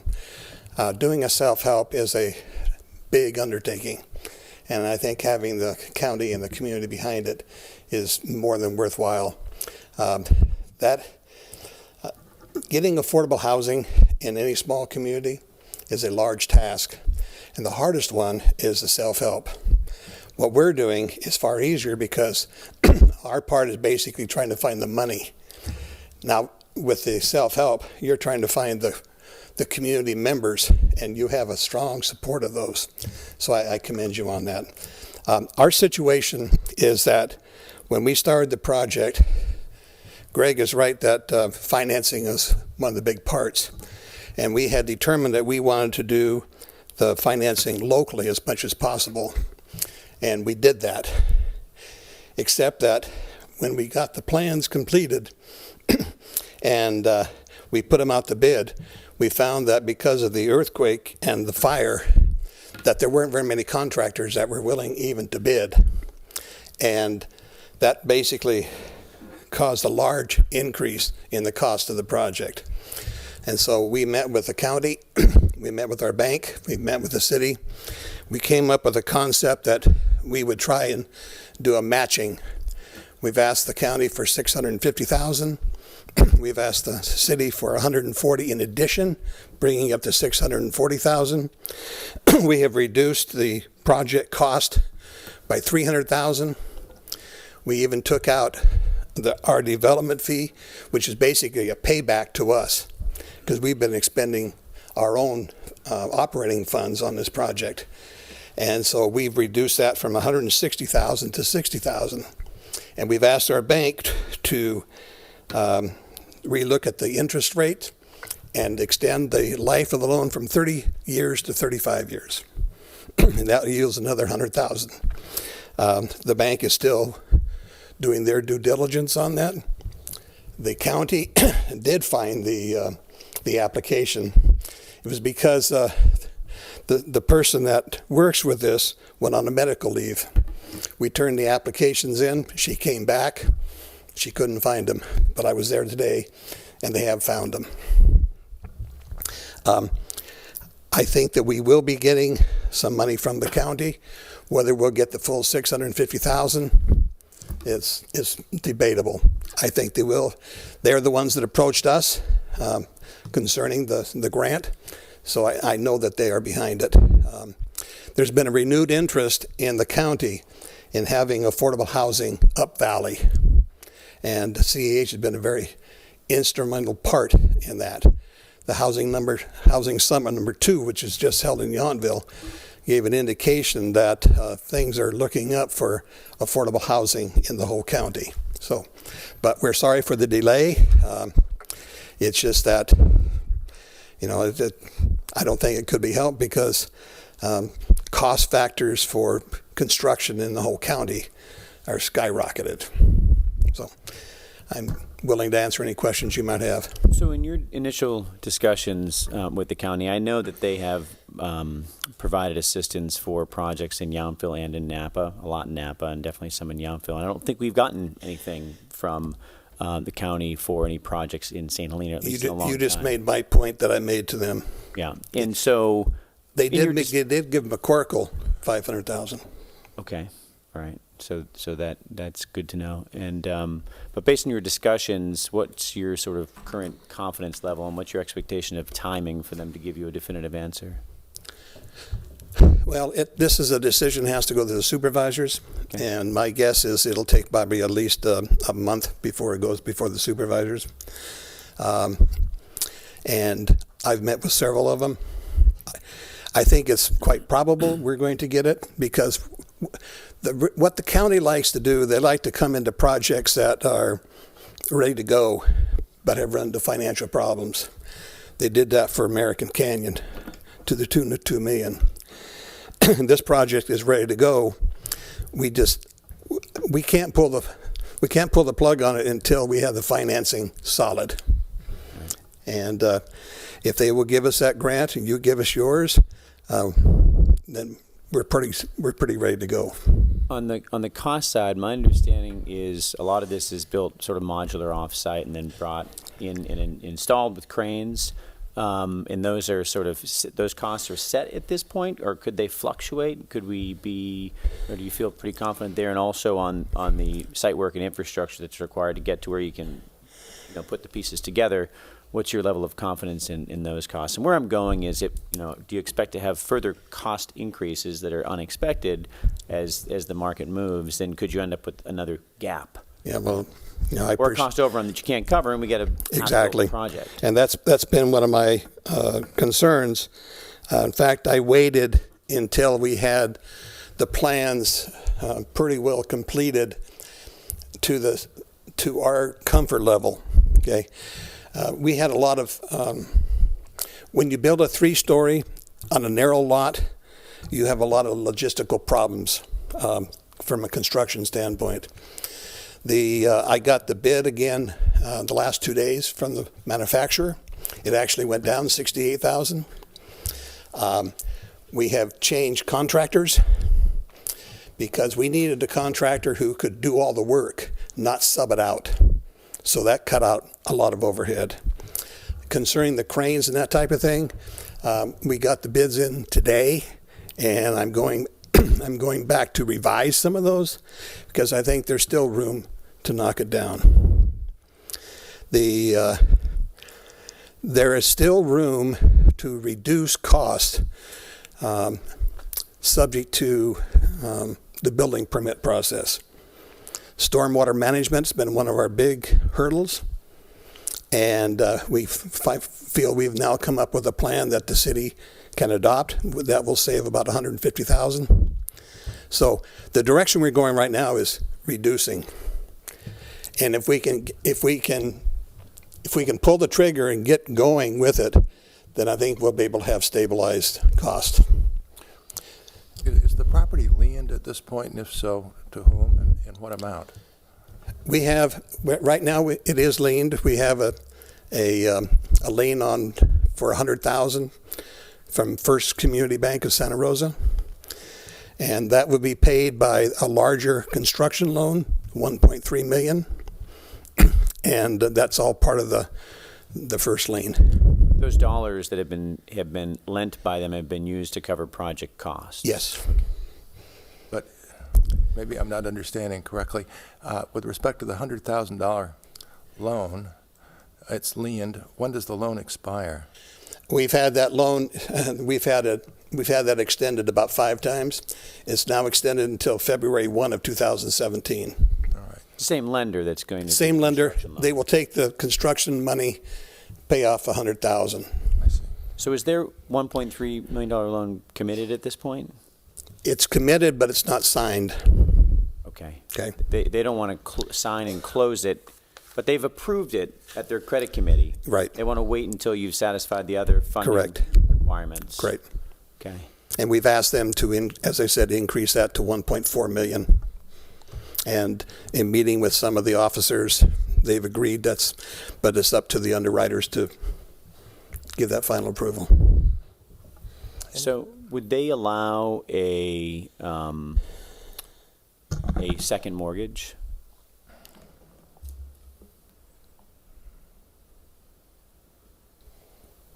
From them?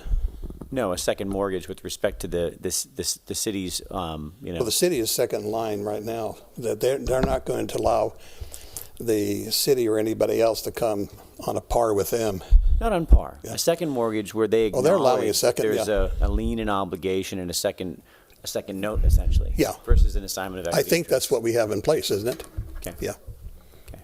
Yeah. I think a term sheet I had read before had said it was at their approval, and that's why I was. And that second basically is on other projects that we have with cities, with Calistoga.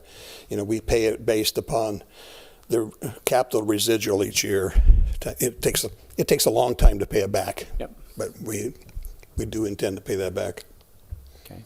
Any further questions of Mr. Cohen? All right, thank you very much. Does anybody else wish to speak at public hearing with respect to this? As a quick reminder too, the loan docs are going to come back to you. So you still, when you agreed to finance the $500,000, that I'm coming back with those. You haven't given me the authority to sign those. So you're going to see those. Okay. So I just want to make sure I'm clear as to what the actual request is tonight. I know there's a request to increase the obligation or the contribution from the city to the project, but is there something beyond that with respect to immediate funding versus funding down the road once everything's buttoned up? So the request is to add $140,000 for additional funding. My recommendation is you add that onto the loan under the $341,005 that you originally committed to. So you'd add that on. We'd add that into the loan documents, and they're also asking for access to the $158,005.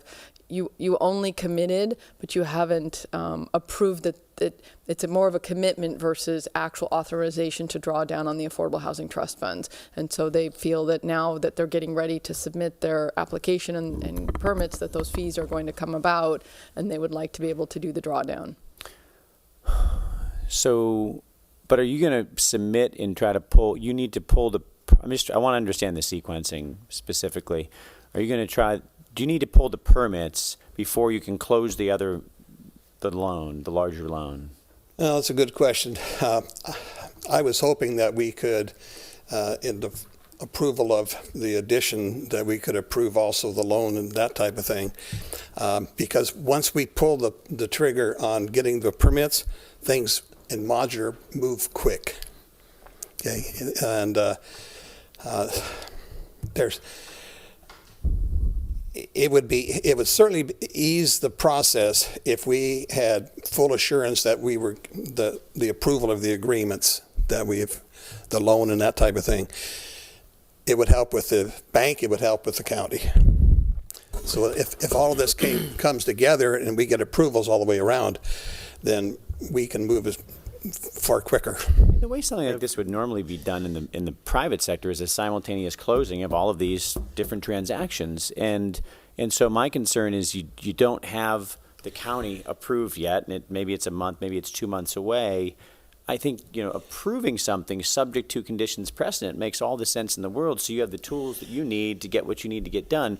But starting to fund things now, unless we're in a second position and collateralized, and the first position can't be increased. So if everything fell apart, we know we've protected that community capital through a lien on the land, right? So there'd be some source of recovery. But if you're saying you don't need to actually draw now and you just want the commitments so that you can go and get all the other commitments circled up, it's a different request. Well, we do need the only money that we have. We don't have funds of our own to put in, and we put everything we can in. We're dependent upon all of these loans. And what I'm saying is, once we pull the building permit, that's at the state level and the city level. Okay, things begin to happen quickly. And money needs to flow. Right. So we need to get everything geared up. But you can't start paying the modular people until you know you have the county approved, right? Exactly. They won't do any work until they know your funding's there. But we need funding just to get through the building permit. We have to pay for the building permit. So. Have you submitted for the building permit? No. How far away are you from getting that done? Probably 2 weeks. But again, we have to have the money to do that.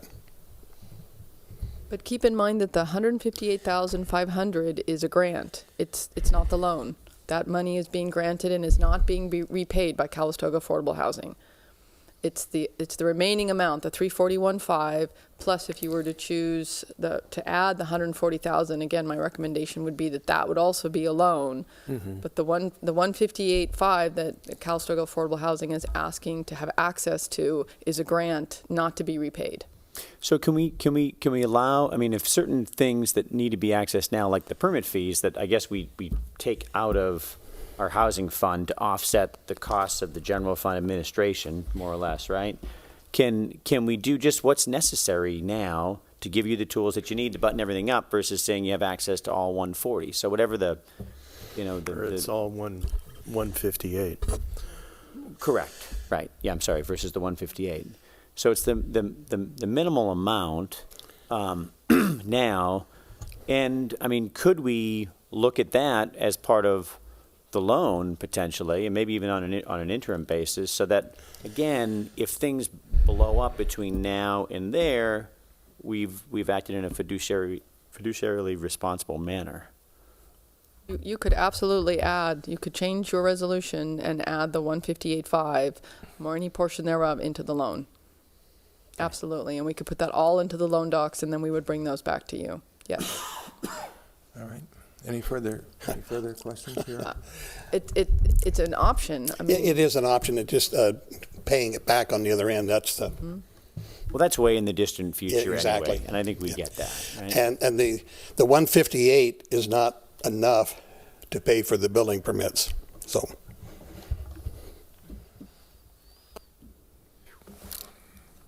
Okay. Thank you very much. Mr. Ellsworth? Jeff Ellsworth, Sylvaner. I just wanted to see if there was some clarification.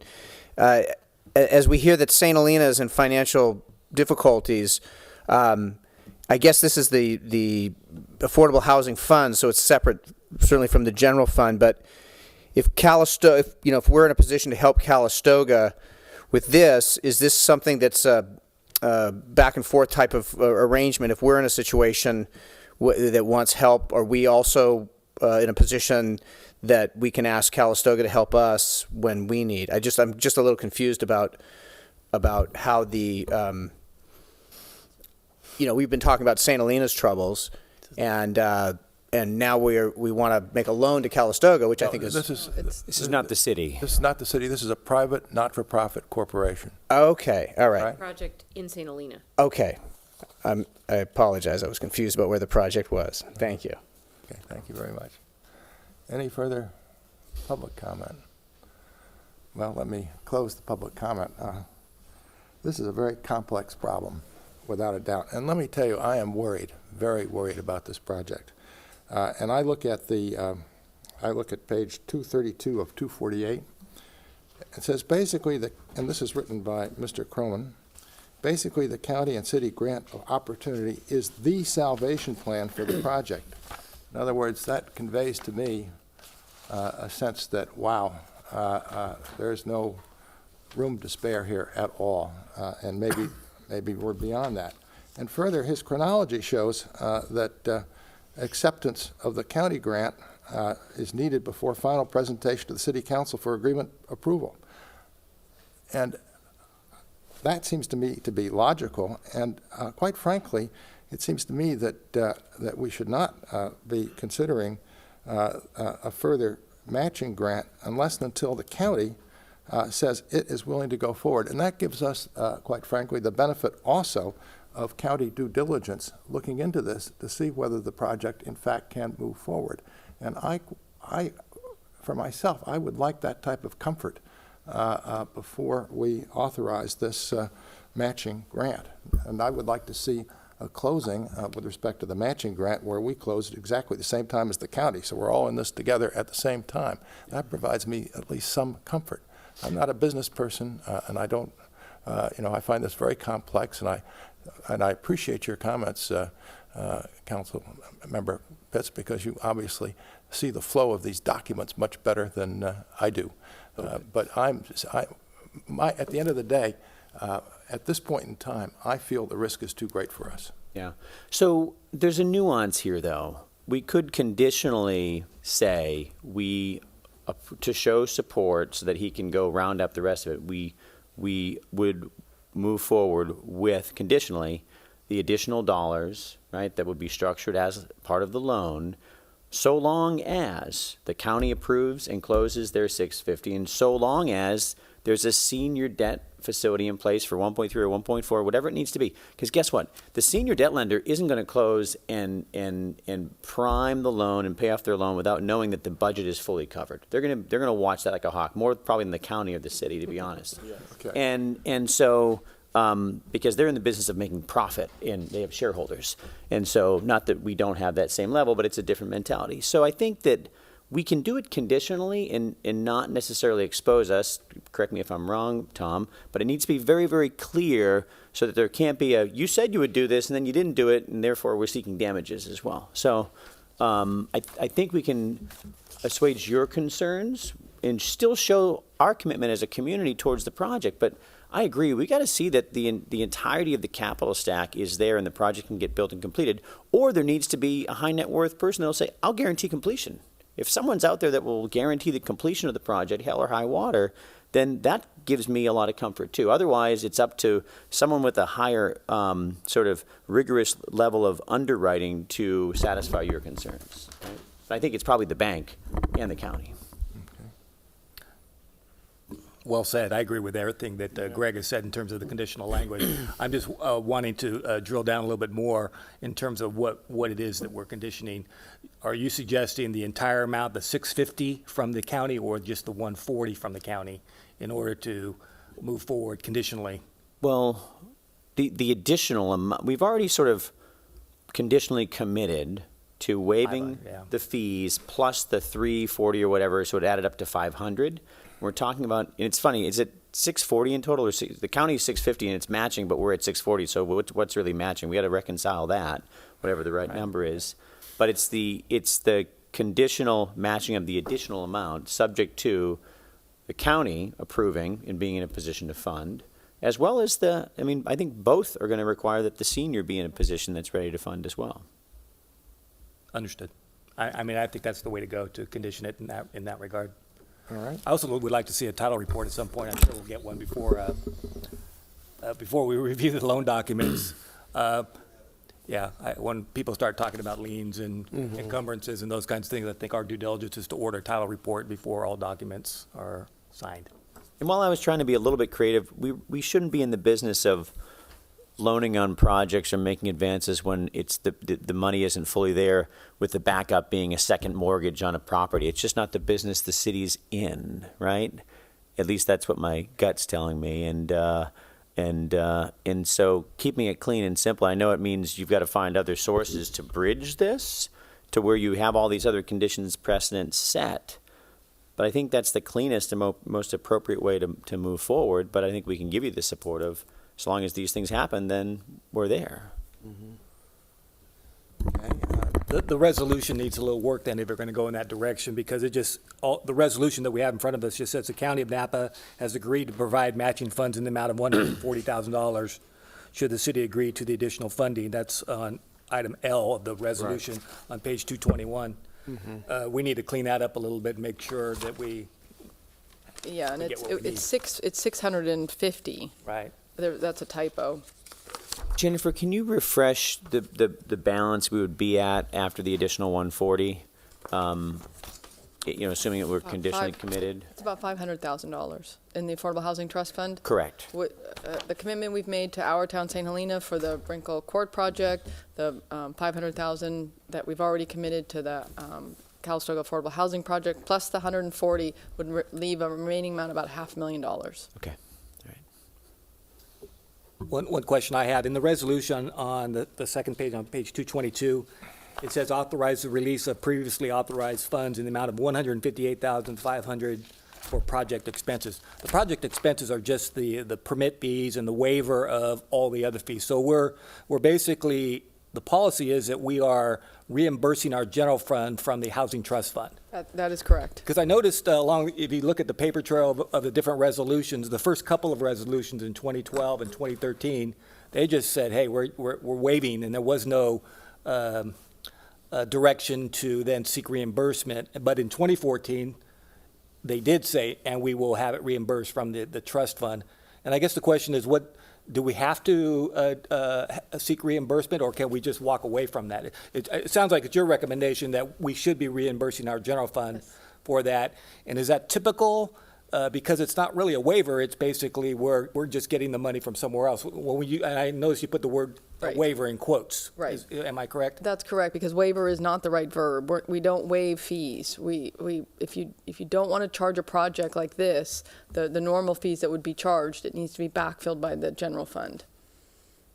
We're incurring the cost at the staff level and the Correct. review level, and the money's got to come from somewhere to balance our budget. And in this case, it comes from the Housing Impact Fund. And I understand it. The only point is, I guess there's another side of me, and it's a new issue for another day, but there's another side of me that would say, let's use that $158,000 for another project rather than reimbursing ourselves. And that's the policy decision, and that's why I raise the issue. It's money that could actually be used for construction or something more meaningful. But I understand your point. Some you legally can't. The development impact fees must be paid. Okay. So then they'd be coming out of the general fund, so then we'd have a shortfall, and we'd have to go into our reserves, which is fair enough. Not happening. Right. All right, so where are we here in terms of providing direction? I think we all see that the resolution needs some work. Yes, it does. Is it appropriate at this point to suggest to staff that it has sufficient direction to work up what it's heard this evening, and then if we need a special meeting to approve a new resolution, we can convene one and get it done this month if time is of the essence? Well, if I guess the question for Calistoga Affordable Housing is, if I have basic direction from the City Council to include the $140,000 into the loan documents and keep moving, is that enough of a commitment? Do you need something in writing?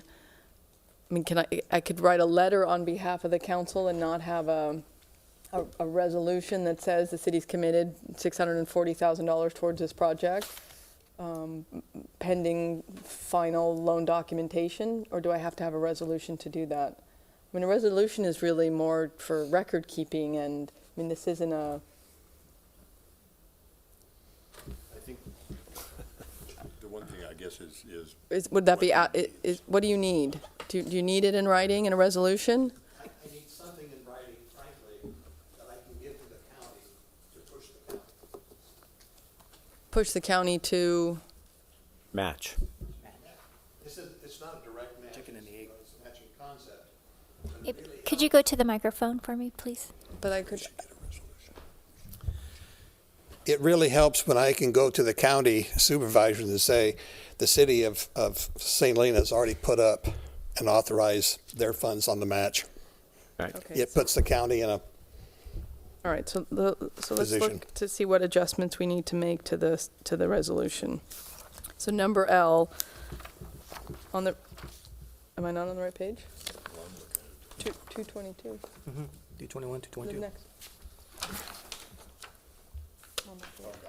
Okay, so on, I have page 221 of 248, item number L. The County of Napa has expressed interest.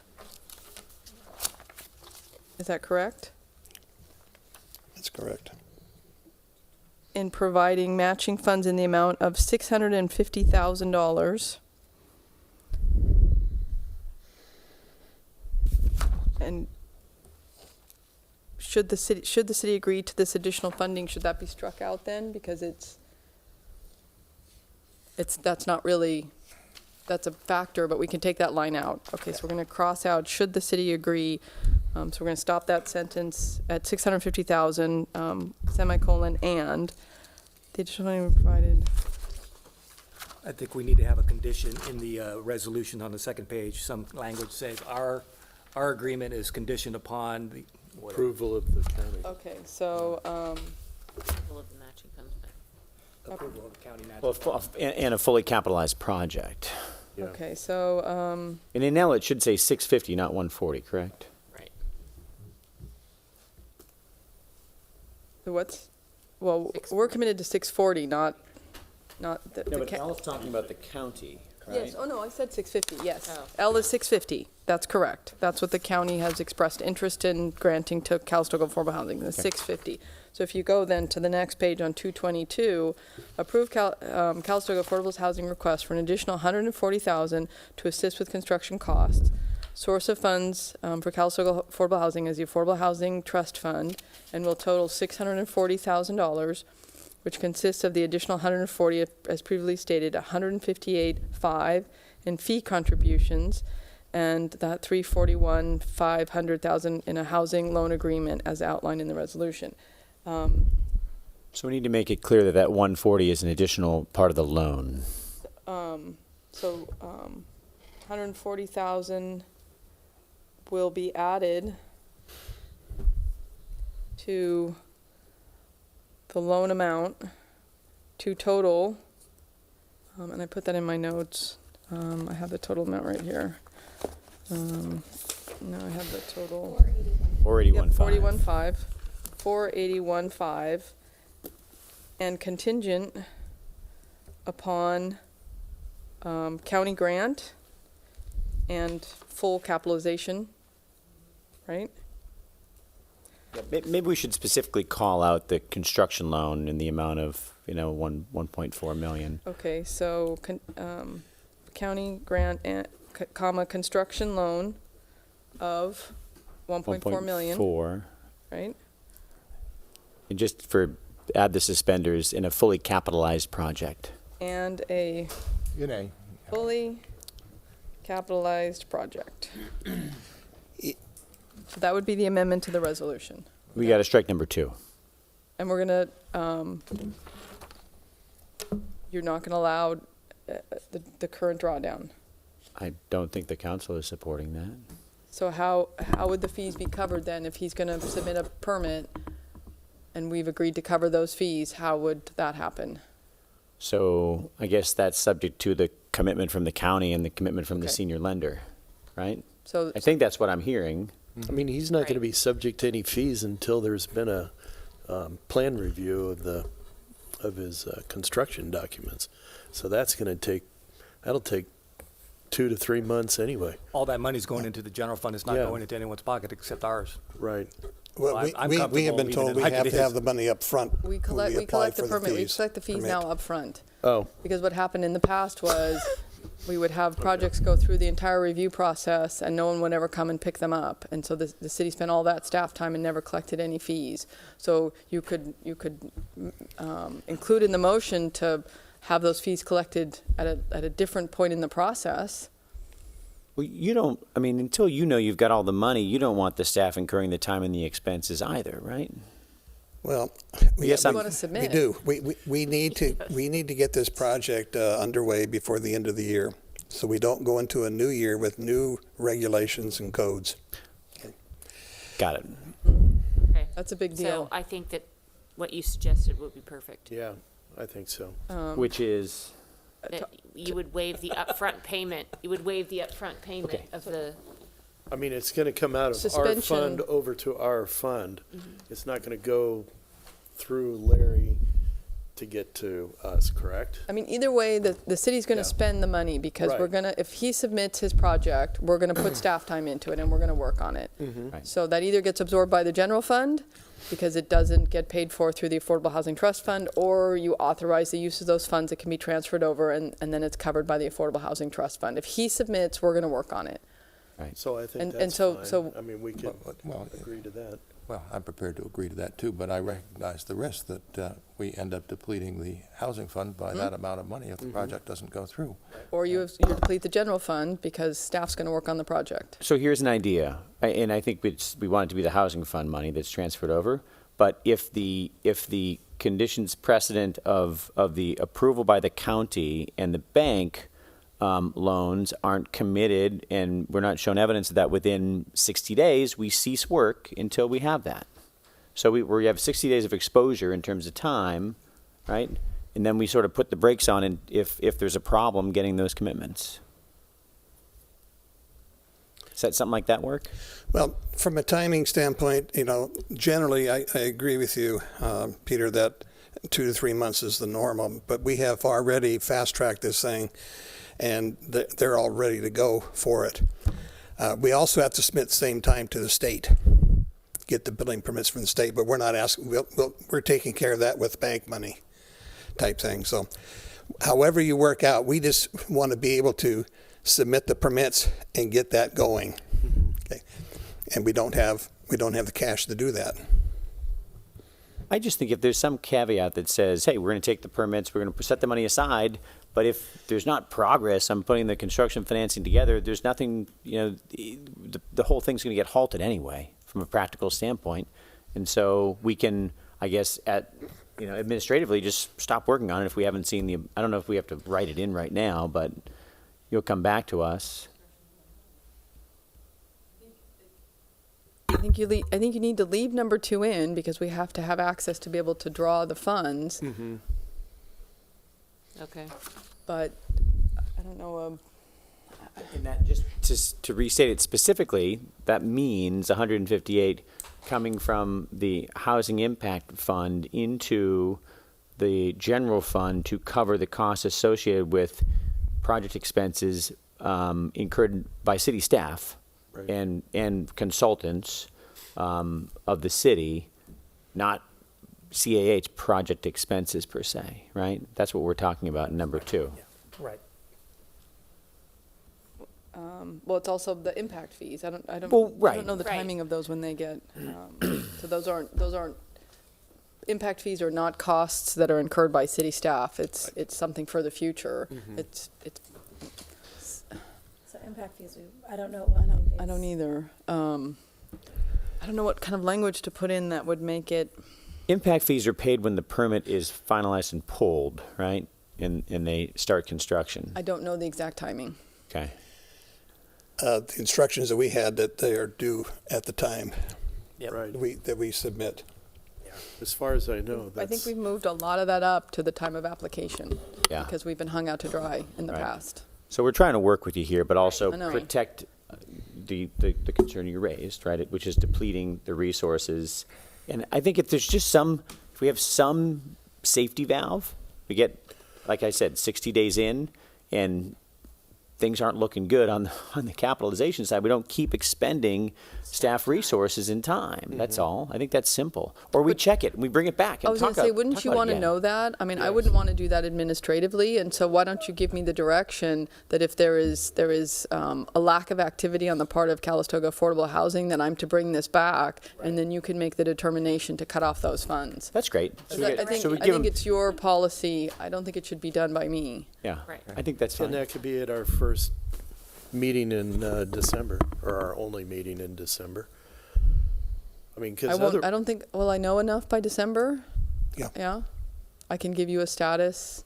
Why don't we do that? That authorize the release of the funds and provide a status report in Release and use of the funds subject to a status report 60 days from release or whatever, right? Well, it's not 60 days. It'll Whatever be- the number of days yeah. is. Yeah, but the subject would be, Whatever a our month December out. meeting is, Okay. that'd be okay. 12th or 14th or Subject to- something. I'm okay with that. I think that would work. Subject to a status report in 60 days, in less than 60, no more than 60 No days? more than, yeah. Okay. Within 60 days. Is Does that that make good? sense, Tom? Yeah, that works. Okay. So CH will be able to apply for the building permit, and we'll apply for the state at the same time. And when it's completed, then you'll get authorization to transfer the funds, Yes. however that's done. Yes, Okay. that works. All right. Okay. Now, All right. do you have sufficient notes that you can write a resolution that I can sign within a week or so? Uh-huh. All right, and Yes. is the council willing to provide direction to the city manager to implement what she has just so carefully jotted down in her notes pursuant to the discussion? Right. Yes. So moved. They're We have to yes. vote I move to approve the resolution with all these amendments. with amendments as set forth in the city manager's handwriting. All right. So moved. Second.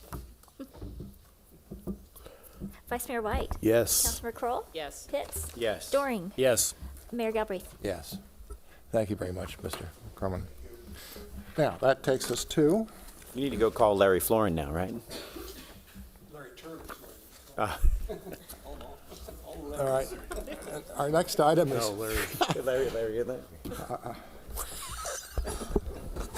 our next item is to provide direction on potential leak adjustment policy for water customers. Item number 10.2. And Ms. Phillips, this one. Oh, you're going to do it. No, Yes. no, I'm not gonna.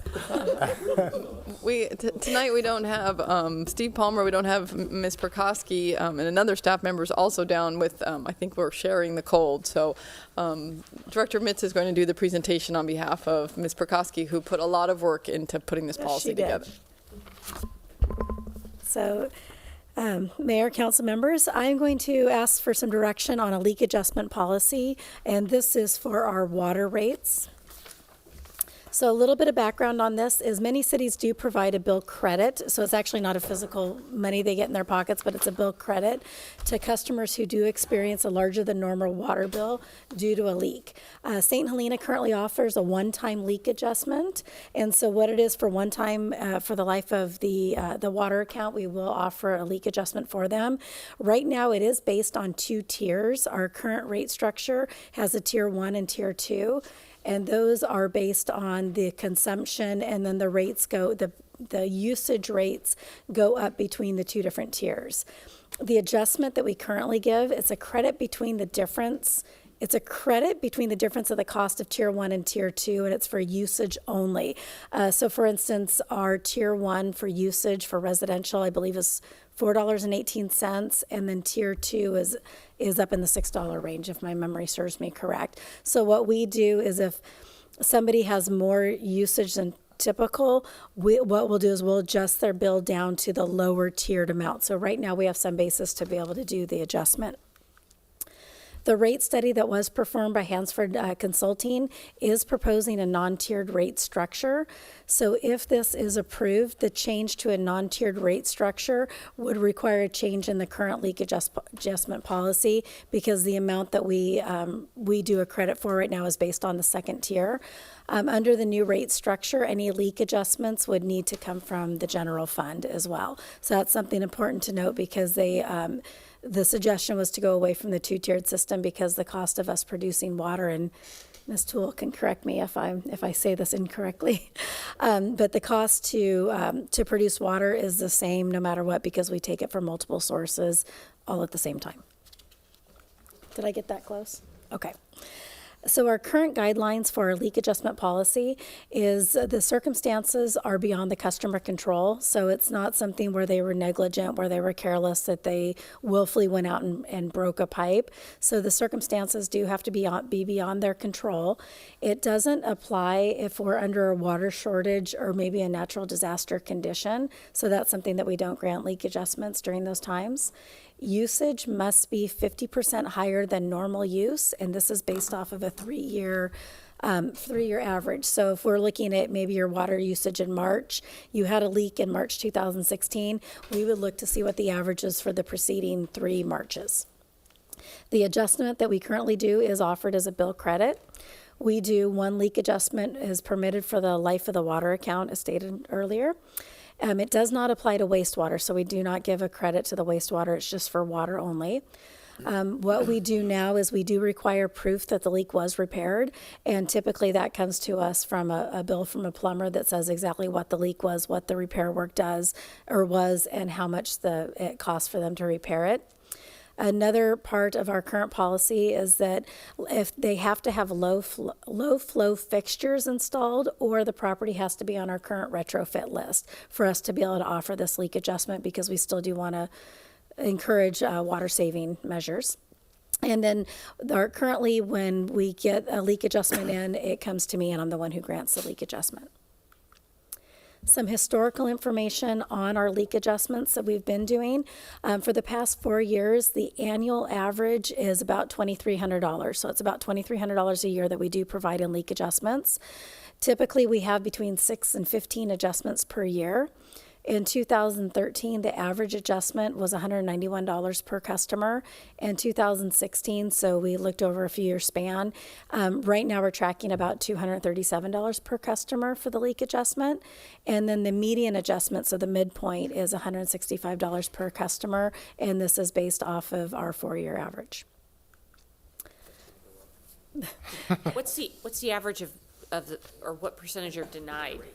We have not denied any leak adjustments because they were able to come in and fix it and prove that they fixed their leak. What staff did is Tracy did present because we are looking for guidance on how we should move forward with this policy. Couple different options that she presented. We're definitely open to much more than that. The first would be scenario 1, and this would be to maintain our current policy, but determine a percentage to offer as a credit, such as a 30% credit or a 50% credit. So also knowing that whatever amount council directs us to bring forth, it would have to come from the general fund. The scenario 2 is to modify the current policy, so it's similar to the policy of our neighboring cities. We did look at Calistoga, Napa, Yountville, American Canyon, Napa, and I believe 1 or 2 other cities. So there were some slight variations to the policies. Their policies were mostly in the amount that they offered as a credit, as well as how often they could actually apply for a leak adjustment. And the comparatives are in the back of the staff report. The third scenario is to maybe offer a maximum credit amount. So maybe $250 is a maximum credit amount, $500, whatever the council would choose. And then also establish how often a leak adjustment can be done. Some cities are every 5 years, some are once every 36 months. Our current policy right now is that we allow it once in the lifetime of that particular water account. And then the fourth scenario is to eliminate the leak adjustment policy. And as it stands now, with if the proposed rates going to a non-tiered system were to go in place and we did not adopt a different type of leak adjustment policy, by default, the leak adjustment policy would go away. So at this point, I am asking for some direction on our current leak adjustment policy. And again, just a reminder that any leak adjustments would need to be backfilled from the general fund. Just one quick question here. Does the restriction to low flow fixtures or being on the retrofit list really constrict or reduce the number of people who can effectively apply for this compensation? And correct me if I'm right now, we've never gone out to verify that that's what they have. I believe it's a yes or no checkbox on the leak form. Okay. Self-reporting. So trying to understand the psychology here, if you've got a leak that's costing you a lot of money and you're using excessive amounts of water and you notice it, you want to remedy that to save that money you're spending on the wasted water. Or you just want the leak to go. I just learned a lot about Grohe ceramic cartridges, and they're hard to find, but and fixed a little drip, and it was annoying. You didn't want to waste the water. But I just don't know that are people really motivated to fix their leaks by this sort of refund or leak adjustment policy. I think it's taken advantage of, but because one of the arguments here is that this actually motivates people to fix their leak. But I'm not sure I buy that that's true, or that that's something we should be assuming in trying to drive this policy, which clearly would be simpler to just get rid of entirely, in my opinion. It would reduce staff time having to review all these things, because it's not just the cost that we're giving out here, $22.58 annual average. There's a bunch of money incurred to give back a little bit of money. When I think people that they probably didn't say, I'm going to go find leaks so I can get this refund. They probably were going to fix the leak anyway, right? So I'm not buying into the motivation that this incentivizes people to find leaks. I'm curious as to everyone else's opinion on that. What incentivizes them is lowering their bill the next month, so fixing the leak. And so the rest of us taxpayers or water payers are incurring the cost of someone having faulty equipment on their property. It just doesn't seem right to me. If my refrigerator goes out, I got to fix it. If my fence breaks and my dog's getting out, I got to fix my fence, and I don't get an adjustment back for that, right? Well, you're rough. I'm just trying to be practical about it. Wearing pink today, too. I'm just trying to be practical and honest about this discussion. I just having a hard time with it. Before we go too far, let me open it up for public comment, and then we'll see whether we have any public comment. Yes. I never knew I'm speaking as a resident. Yeah, and I'm really confused. I'm thinking, because I've had leaks on my property that were in the irrigation system, and they were terrible. I mean, are we talking about tiny little leaks that you're going to go looking for? It's going to increase by 50% your water usage. Right, so you're going to get a notice from the city that you've got a leak, so it's significant. And it seems to me the proof of the leak being fixed is that it's not leaking anymore. I don't understand why you have to show any other kind of proof, but I think that just once in the lifetime of the whole, if you have, if you've got old stuff, it can break again. It's not your fault that it breaks. It seems to me that these cities that have maybe every 5 years or something like that are a little more user friendly. And also, I'm just wondering, when it says here, it doesn't apply if under water shortage or disaster conditions, does that mean that you're not going to get dinged, or that you're not going to have an opportunity for this one-time? The latter. Yeah, so that was a little confusing to me, but yeah, when you get a water leak, I get an anxiety. It's just horrible. It's one of the most terrible things. You don't know where it is. You have to hire a leak finder if your regular plumber can't find it. So, I would have some, I think it's as hard on water users. I don't think people are trying to get away with having leaks. When you get a notice because it's 50% more, it's a significant thing. So, anyway. I found a leak once. Let me see. Is there any further public comment? All right, let me close the public comment and we can have further discussion here. If there's a hardship, I think that. Oh, sure, go ahead. Yeah. Oh, I wrote You're that. there. I think one of the ideas behind proof of the speaker asked why proof of a leak. Well, the whole idea is if you go wild one month and use a whole lot of water and then just call us up and say, oh, I have a leak, and then you get a leak adjustment. No, the whole point is we want to know that you've taken responsibility and that it really was a leak and that you fixed it. And quite frankly, that's sort of the point. If you have old stuff that keeps breaking, we're encouraging you to make improvements so that the leaks stop. And so it doesn't really, if we allow it every year or every 2 years or every 5 years, you're not really sending that message that this is so important that you need to upgrade your irrigation system so there aren't a leak. And having old irrigation systems really aren't acceptable. And so it sort of further supports that bad behavior of we really need to preserve this precious resource, and the responsibility is on the homeowner, on the utility, on the ratepayer to upgrade their systems to make sure the water's being taken care of. That's the two that I wrote down. And they shouldn't be subsidized by the rest of us. Well, and they would then be subsidized by, well, they shouldn't be subsidized by the rest of us, and the general fund would have to backfill the leak.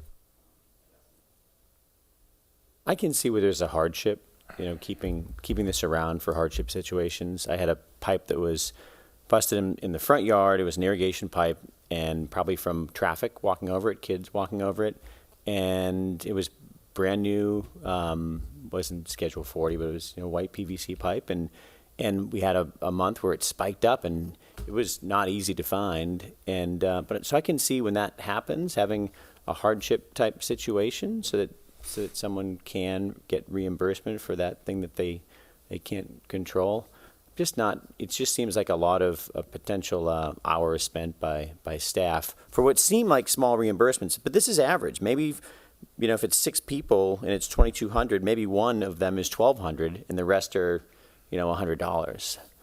And so that, the really bigger reimbursement where it's extreme, seems to make more sense to me as part of the program. But I come back to, is it really an effective incentive to get people to fix their leaks? We're getting away with, we're removing the tiered structure, which is a real incentive, right? But is this really that much of an incentive or not, is the question I have. Well, I think it's a hard guess, but at the end of the day, to me, we should have policies that are similar to neighboring agencies. I don't think we should be an outlier. So I would go with scenario 2, although I would say, hey, instead of every 36 months, every 5 years, extend it so that people know that that they have very few shots at this. And then in terms of a percentage, as between 30% or 50%, I guess I would go with the 50%. Makes it more meaningful. That's roughly where I come up, but I can certainly be dissuaded. So 60 months. So which neighboring city? Well, it says similar to policies of neighboring agencies. Yeah, there was a spreadsheet back there that showed what they were. Okay. Again, there's undoubtedly some small variance on a theme here, but What is the policy behind, I probably know the answer, but I'm asking the question so we can have a dialogue. Under this scenario 2, it says outdoor irrigation leaks are not eligible for adjustment. And I just think, God, that's where they happen. That's The one I would want Right. to That's the stuff you don't detect unless you're really looking. Right. And then the other one, I'm in agreement with the mayor in terms of scenario 2. I think generally that's the one that probably fits. But I have a question about outdoor irrigation leaks, and frankly, maybe I'm being selfish here, I don't think there should be any decisions to appeal to the council. Just leave it. This is what you get. Yeah. And I noticed that many of our neighboring cities don't have an appeal process for it. I leave that with the staff to make those determinations. I agree with that totally. So those are the only 2 exceptions that I would have from your scenario 2. The one appeal that we did have was painful. When were the neighboring city I've policies had put in 2 place? since I've been. They're old, probably. They're older. The only one, well, actually, I don't even know the year because everyone we talked to in the city of Napa, they all told us they were here before we started. So I think they're pretty old. So, here we are adjusting this because we're moving away from a tiered structure, and we're benchmarking against policies that other cities have that haven't contemplated moving away from a tiered structure. I don't know that it's the right guidepost to be using at all. Is there a better way to be creatively incentivizing people to upgrade their stuff, i.e. outdoor irrigation pipes that tend to be the biggest culprit in irrigation systems, at least from my experience? and so that it's more proactive and not just modeling the neighboring communities, given why we're doing this. One correction, which is if Napa's policies went back a long period of time, they absolutely had a single inside the city rate and an outside the city rate, which Okay. was different. So they had uniform rates. They're uniform, okay. At least they went away from that a few years ago, but for a long period they had uniform rates inside and outside the city. So we do this Cash for Grass program. Could we do something that is not just if you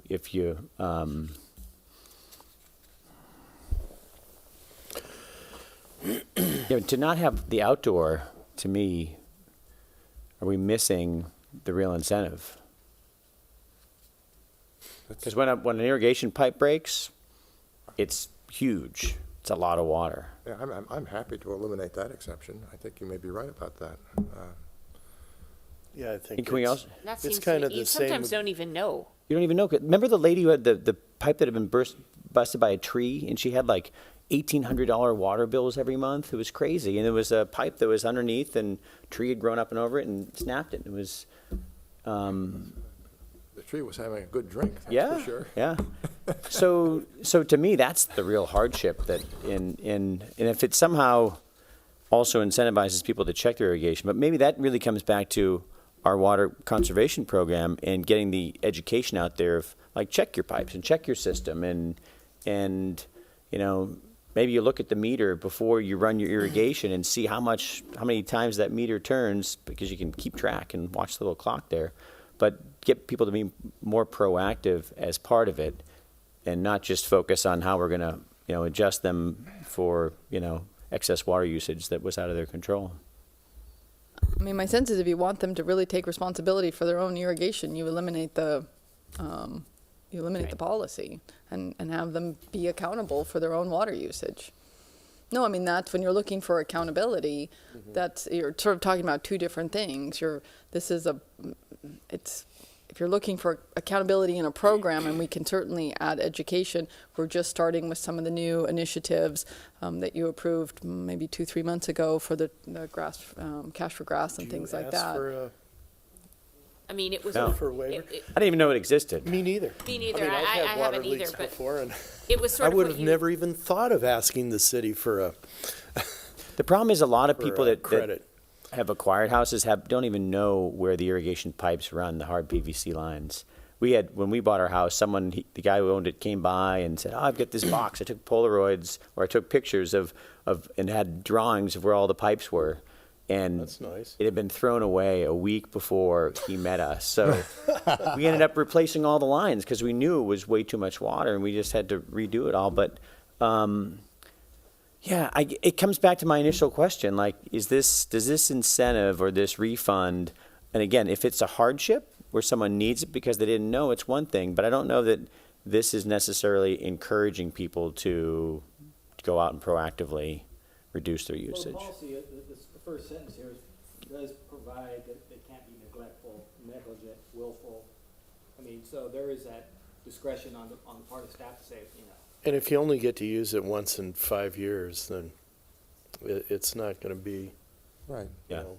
Okay. I'm more concerned about the hardship case than, I mean, you have two sides. If you want incentives to have people fix their pipes, but there's going to be those cases where there's a woman who's on Social Security or a man or whatever, they're 78, years old, Yep. and they get an $1,800 bill.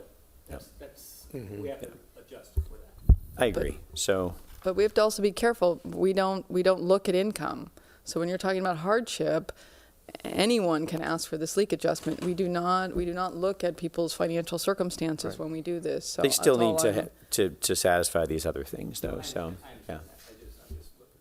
It'd be a hardship scenario. We don't want to say no to that. And if we got rid of it altogether, then we'd basically be saying no.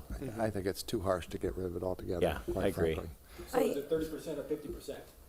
So I have one just point of clarification as well, and it's part of our state mandate for water conservation, is we are required to provide leak alarm notices now, where this wasn't always the case in the past. So if our system sees that you have 24 hours of continuous water use, by law, we have to send a notice to that household.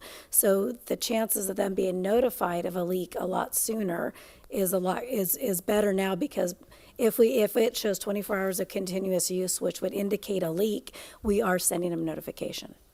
And those do come out and are received. I had a leak and didn't get one. I'm not admitting anything, but they do come out. I mean, and it, you know, in the beginning when you first started, Greg, you were talking about how you don't believe it's an incentive, and you were talking about if my refrigerator breaks, I don't expect the city to subsidize the repair of that. Right. I mean, on some level, your irrigation system is your property that you're responsible for. So the point is, if somebody got the notice that says, look, you've been running for 24 hours, and they decide to blow that off and not respond, I would consider that neglectful, negligent, willful. And I don't think they're entitled to any kind of reimbursement. But in general, I think. But if they took action and fixed it within that month, you think they would be? Yeah. Yeah.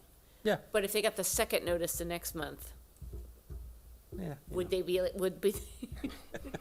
I think he's establishing legislative history here.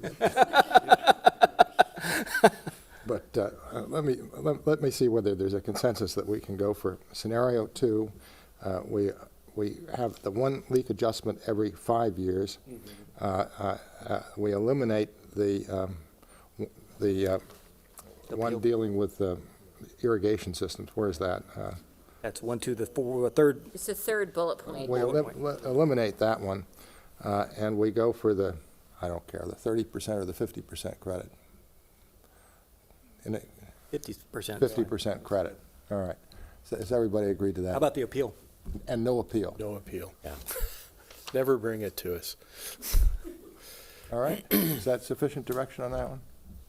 Yes, it is, and we will bring it back before council for approval. Thank you. Okay, very good. Thanks. Thank you very much.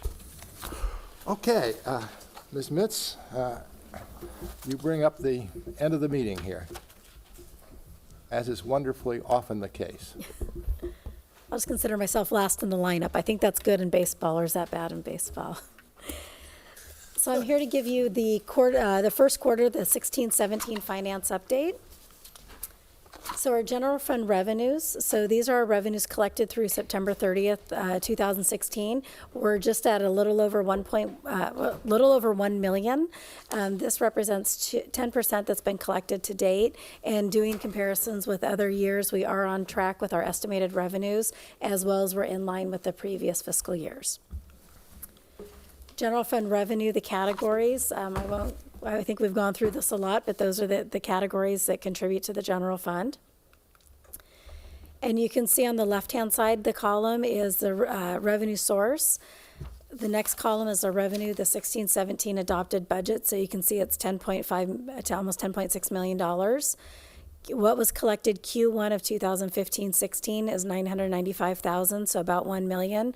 And right now we're a little over 1 million, and both of those are right in that 10% range. Our expenses for general fund through September 30th are 2.4 million, 25% of spending to date, and we are on track with the adopted budget. Here's some more details of the general fund expenses. So you can see it by department, the year-to-date spent, the budget available, then the percentage of budget available. You will see that in the budget here, it says it's 10.9 million as opposed to our revenues, which is 10.5. This does include encumbrances that were rolled over from the previous year. So that's why there's a little bit of a difference. You can see total, we're at 75%. The few departments that are below 25%, it's pretty much finance and I believe fire department. Finance is because we had some contracts that we encumbered the funds as soon as the first of the year hit. And fire department is because of the strike teams. And those expenses will come to you as part of the mid-year budget review. Our water fund through September 30th, our revenues collected is just about $1.1 million.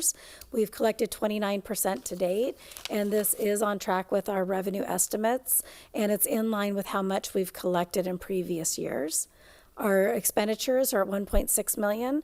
31% has been expended to date, and we are on track with the adopted budget. The reason this is a little higher than the 25% is because of our bond debt obligations that are due prior to September 30th. Our wastewater fund, our revenues are $433,000. Again, we've collected about 21% to date, and this is on track with our projected revenues. Expenditures, about $645,000, 30% to date, and we are on track with this as well. And again, the difference between the 25 and 30% is because of our bonds that we've paid. The list of checks over $100,000 for Q1, this is a list of the checks. I believe there's 12 on the checks, or 12 on the list that were over 100,000. I wanted to point out that each and every one of these were anticipated expenses and were either approved through the CIP budget or through the normal budget process. And I'll be happy to answer any questions. Okay. Any questions by council? You have us thoroughly indoctrinated at this point. We appreciate it. Everybody have a good evening. Thank you so much. Thank you to the audience, too.